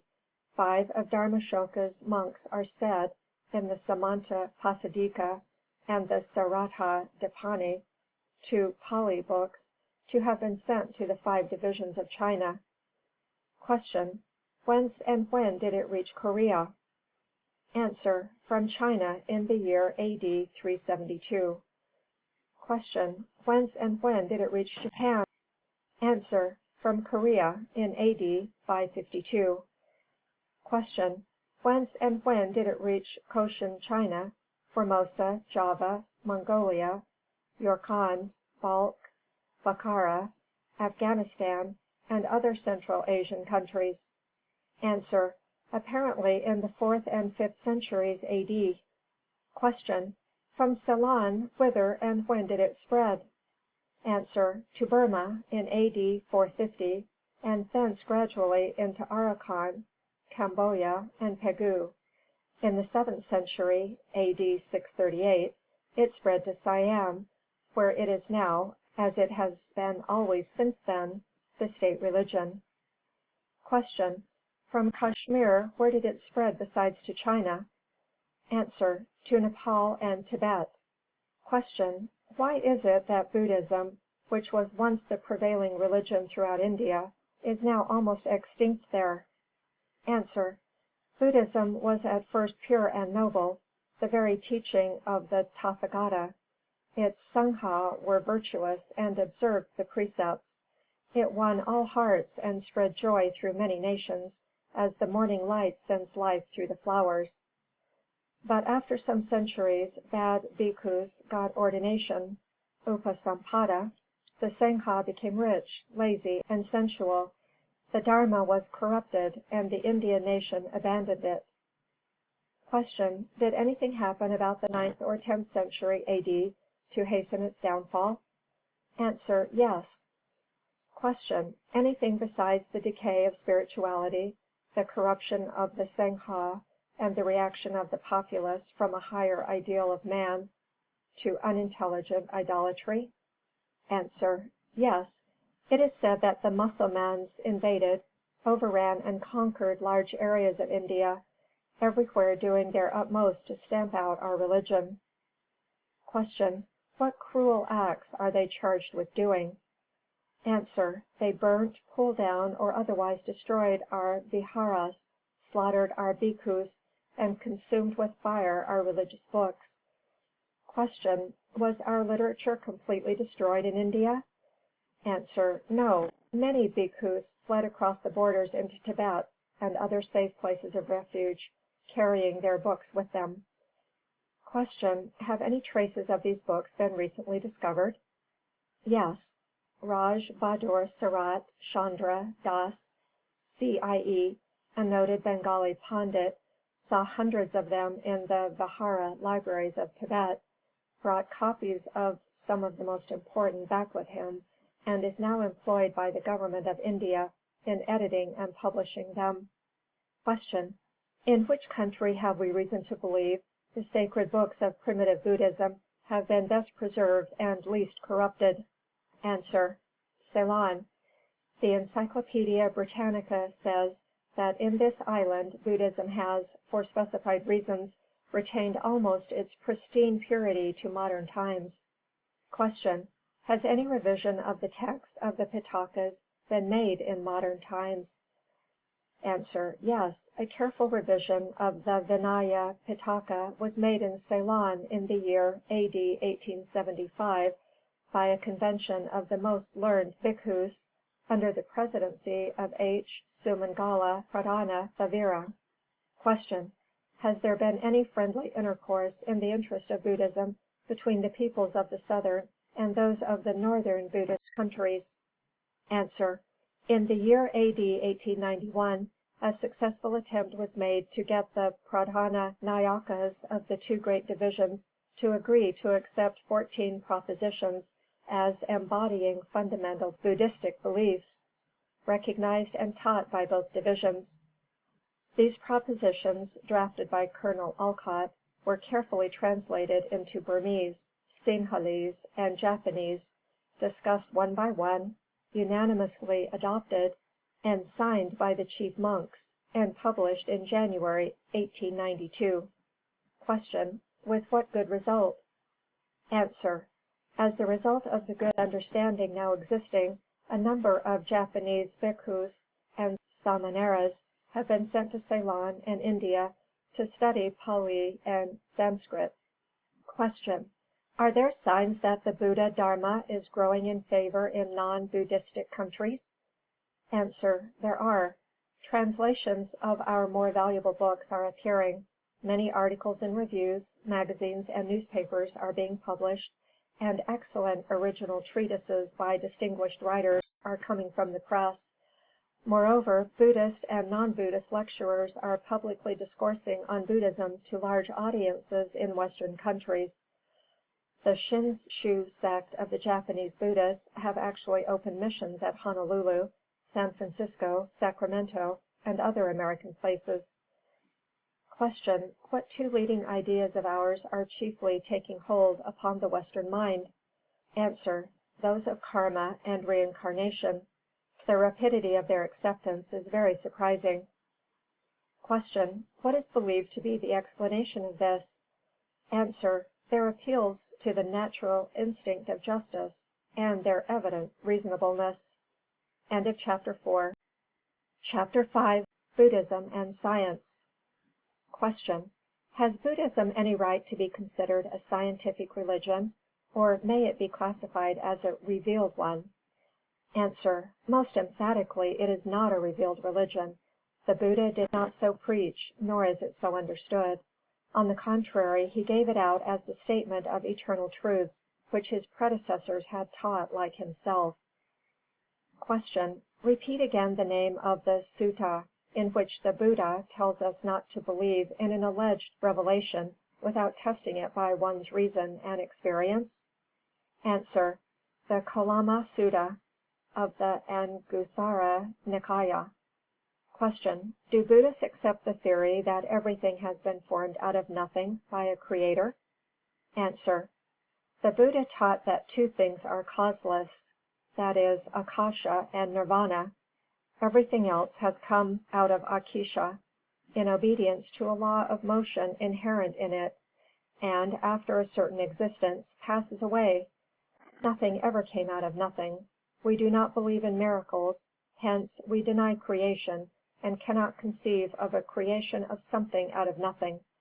Nothing organic is eternal.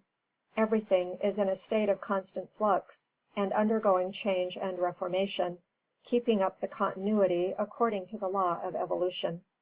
2. Is Buddhism opposed to education and to the study of science? A. Quite the contrary. In the Sigalovada Sutta, in a discourse preached by the Buddha, he specified as one of the duties of a teacher that he should give his pupils instruction in science and lore. The Buddha's higher teachings are for the enlightened, the wise, and the thoughtful. 3. Can you show any further endorsement of Buddhism by science? A. The Buddhist doctrine teaches that there were many progenitors of the human race, also that there is a principle of differentiation among men. Certain individuals have a greater capacity for the rapid attainment of wisdom and arrival at nirvana than others. Q. Any other? A. Buddhism supports the teaching of the indestructibility of force. Q. Should Buddhism be called a chart of science or a code of morals? A. Properly speaking, a pure moral philosophy, a system of ethics and transcendental metaphysics. It is so eminently practical that the Buddha kept silent when Malunka asked about the origin of things. Q. Why did he do that? A. Because he thought that our chief aim should be to see things as they exist around us and try to make them better, not to waste time in intellectual speculations. Q. What do Buddhists say is the reason for the occasional birth of very good and wise children of bad parents, and that of very bad ones of good parents? A. It is because of the respective karmas of children and parents.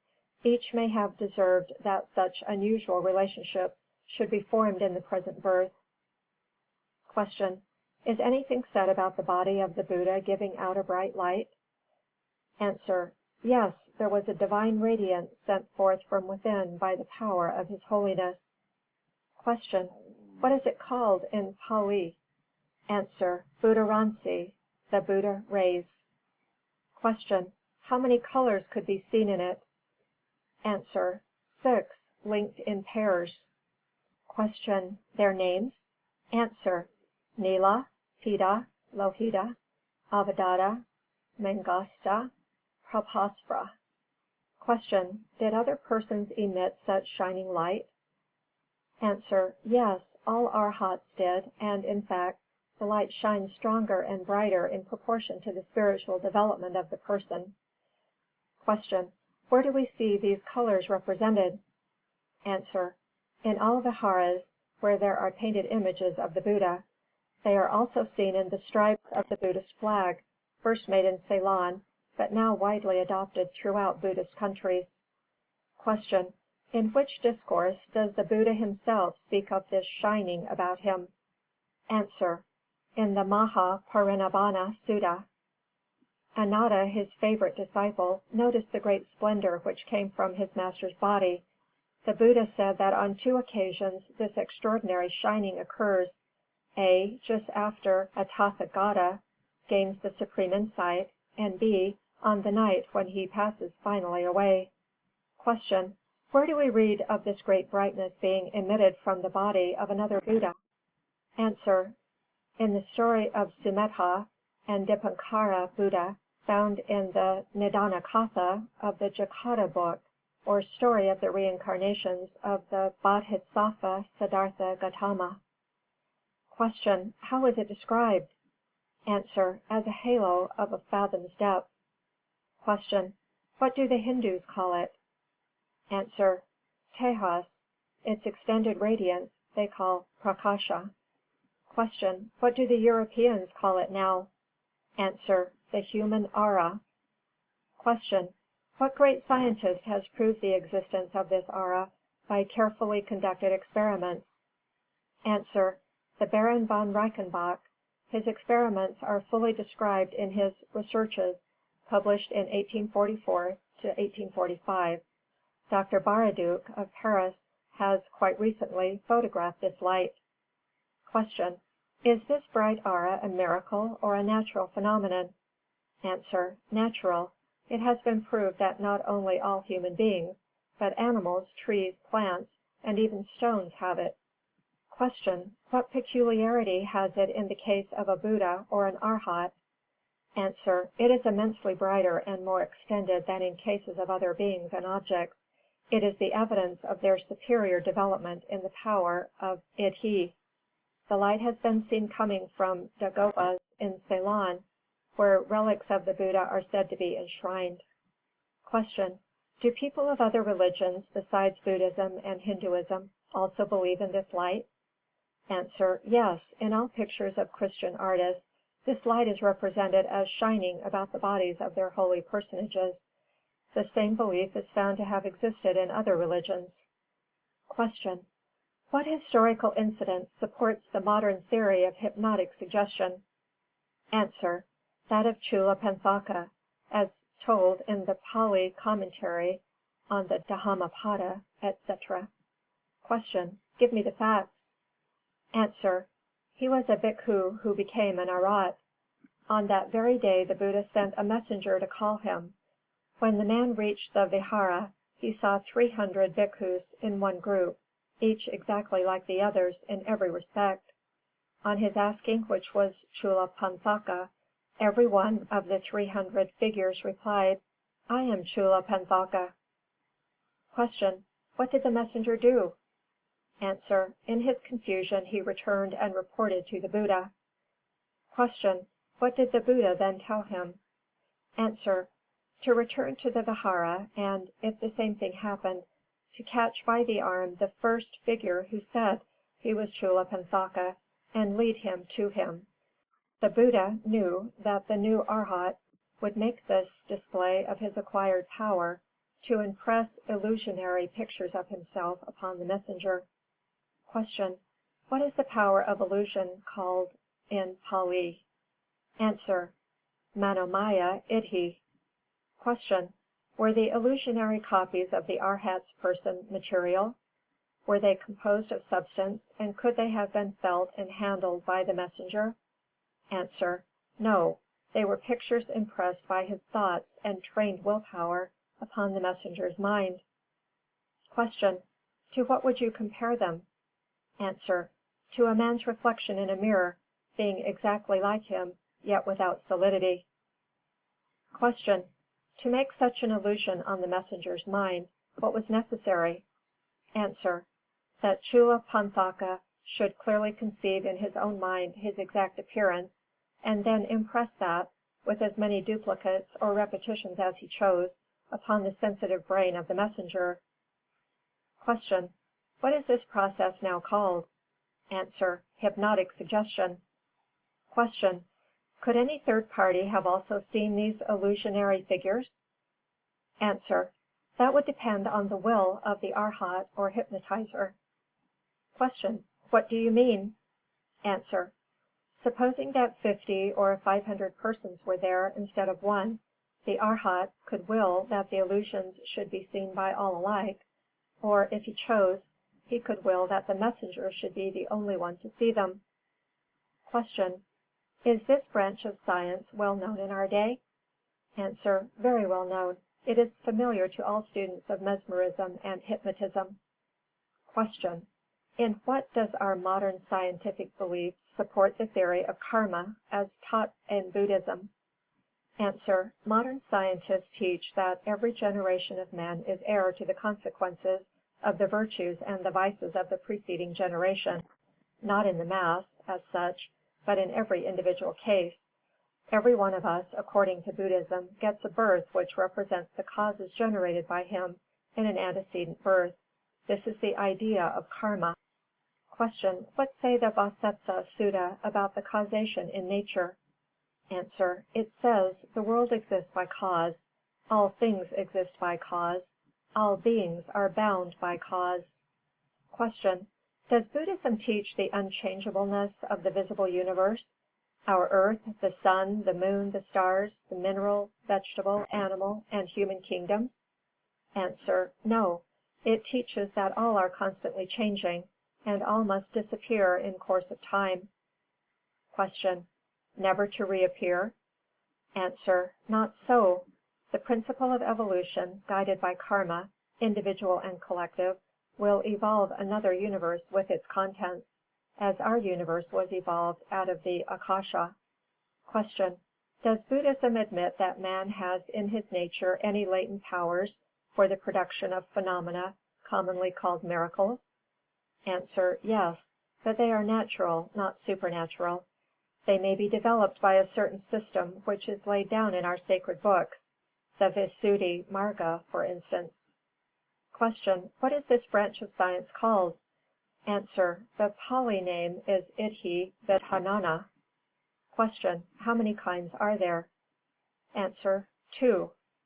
Vihara, that is, one in which the phenomena working power may be temporarily obtained by ascetic practices, and also by resort to drugs, the recitation of mantras, charms, or other extraneous aids, and sasanics, that in which the power in question is acquired by interior self-development and covers all and more than the phenomena of Laukika Iddhi.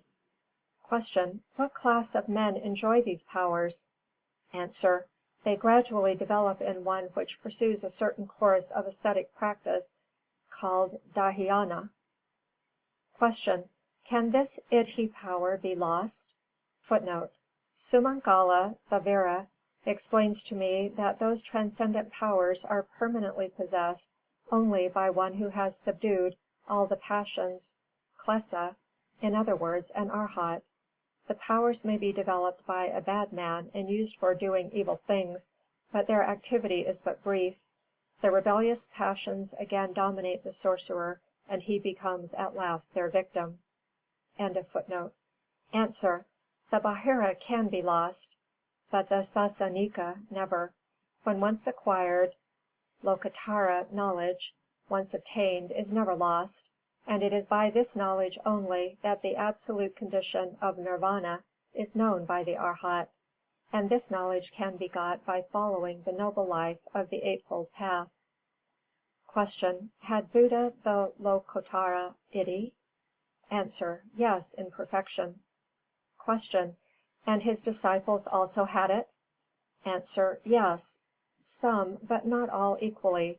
The capacity for acquiring these occult powers varies with the individual. Q. Give examples. A. Of all of the disciples of the Buddha, Moggallana was possessed of the most extraordinary powers for making phenomena, while Anatta could develop none, during the 25 years in which he was the personal and intimate disciple of the Buddha himself. Later he did, as the Buddha had foretold he would. Q. Does a man acquire these powers suddenly or gradually? A.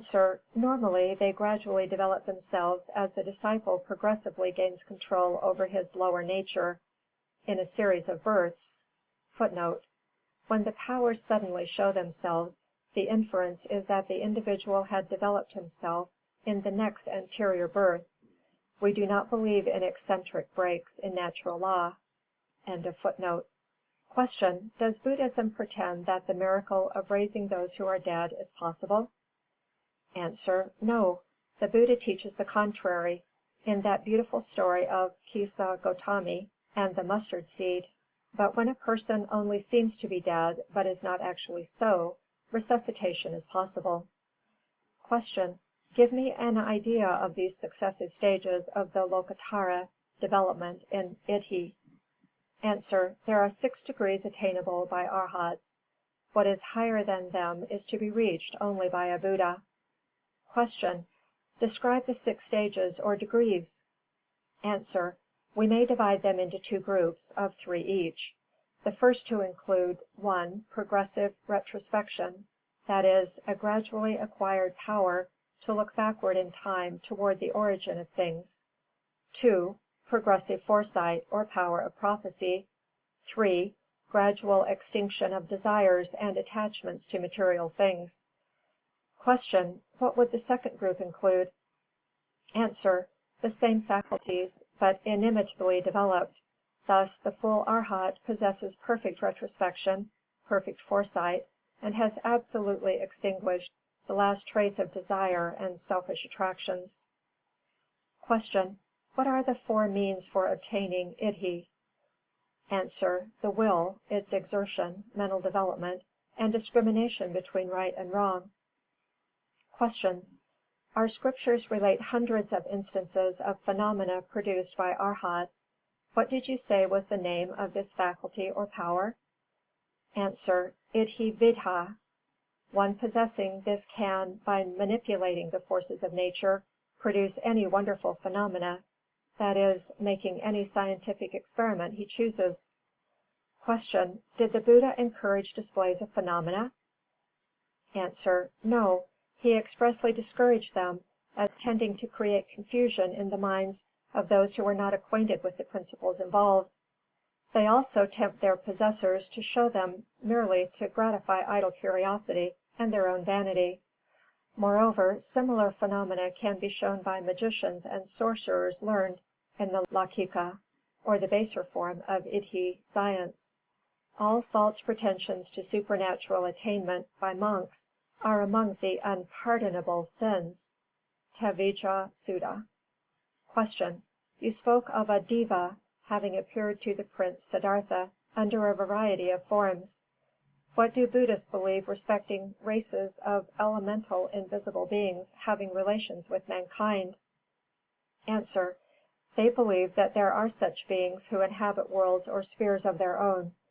The Buddhist doctrine is that, by interior self-development and conquest over his baser nature, the Arhat becomes superior to even the most formidable of the Devas, and may subject and control the lower orders.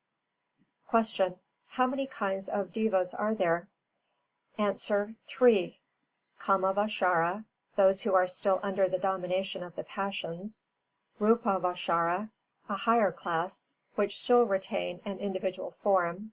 Arapavachara, the highest in degree of purification, who are devoid of material forms. Q. Should we fear any of them? A. He who is pure and compassionate in heart, and of a courageous mind, need fear nothing. No man, god, Brahma, Rakhas, demon, or Deva can injure him. But some have power to torment the impure, as well as those who invite their approach. Chapter 6. Appendix. The following text of the 14 items of belief which have been accepted as fundamental principles in both the southern and northern sections of Buddhism by authoritative committees to whom they were submitted by me personally, have so much historical importance that they are added to the present edition of the Buddhist Catechism as an appendix. It has very recently been reported to me by H.E. Prince Auchtomsky, the learned Russian Orientalist, that having had the document translated to them, the chief lamas of the great Mongolian Buddhist monasteries declared to him that they accept every one of the propositions as drafted, with the one exception that the date of the Buddha is by them believed to have been some thousands of years earlier than the one given by me. This surprising fact had not hitherto come to my knowledge. Can it be that the Mongolian Sangha confused the real epoch of Sākya Muni with that of his alleged next predecessor? Be this as it may, it is a most encouraging fact that the whole Buddhistic world may now be said to have united to the extent at least of these 14 propositions. H.S.O. Fundamental Buddhistic Beliefs. 1. Buddhists are taught to show the same tolerance, forbearance, and brotherly love to all men, without distinction, and an unswerving kindness toward the members of the animal kingdom. 2. The universe was evolved, not created, and it functions according to law, not according to the caprice of any god. 3. The truths upon which Buddhism is founded are natural. They have, we believe, been taught in successive kalpas, or world periods, by certain illuminated beings called Buddhas, the name Buddha meaning enlightened. 4. The fourth teacher in the present kalpa was Sākya Muni, or Gautama Buddha, who was born in a royal family in India about 2,500 years ago. He is an historical personage, and his name was Siddhartha Gautama. 5. Sākya Muni taught that ignorance produces desire, Unsatisfied desire is the cause of rebirth, and rebirth the cause of sorrow. To get rid of sorrow, therefore, it is necessary to escape rebirth. To escape rebirth, it is necessary to extinguish desire, and to extinguish desire, it is necessary to destroy ignorance. 6. Ignorance fosters the belief that rebirth is a necessary thing. When ignorance is destroyed, the worthlessness of every such rebirth, considered as an end in itself, is perceived, as well as the paramount need of adopting a course of life by which the necessity for such repeated rebirths can be abolished. Ignorance also begets the illusive and illogical idea that there is only one existence for man, and the other illusion that this one life is followed by states of unchangeable pleasure or torment. 7. The dispersion of all this ignorance can be attained by the persevering practice of an all-embracing altruism in conduct, development of intelligence, wisdom in thought, and destruction of desire for the lower personal pleasures. 8. The desire to live being the cause of rebirth, when that is extinguished, rebirths cease, and the perfected individual attains by meditation that highest state of peace called nirvana. 9. Sakya Muni taught that ignorance can be dispelled and sorrow removed by the knowledge of the Four Noble Truths, i.e., 1. The miseries of existence; 2. The cause productive of misery, which is the desire ever renewed of satisfying oneself without being able to ever secure that end; 3. The destruction of that desire, or the estranging of oneself from it; 4. The means of obtaining this destruction of desire. The means which he pointed out is called the Noble Eightfold Path, i.e., right belief, right thought, right speech, right action, right means of livelihood, right exertion, right remembrance, right meditation. 10. Right meditation leads to spiritual enlightenment, or the development of that Buddha-like faculty which is latent in every man. 11. The essence of Buddhism, as summed up by the Tathagata, Buddha himself, as to cease from all sin, to get virtue, to purify the heart. 12. The universe is subject to a natural causation known as karma.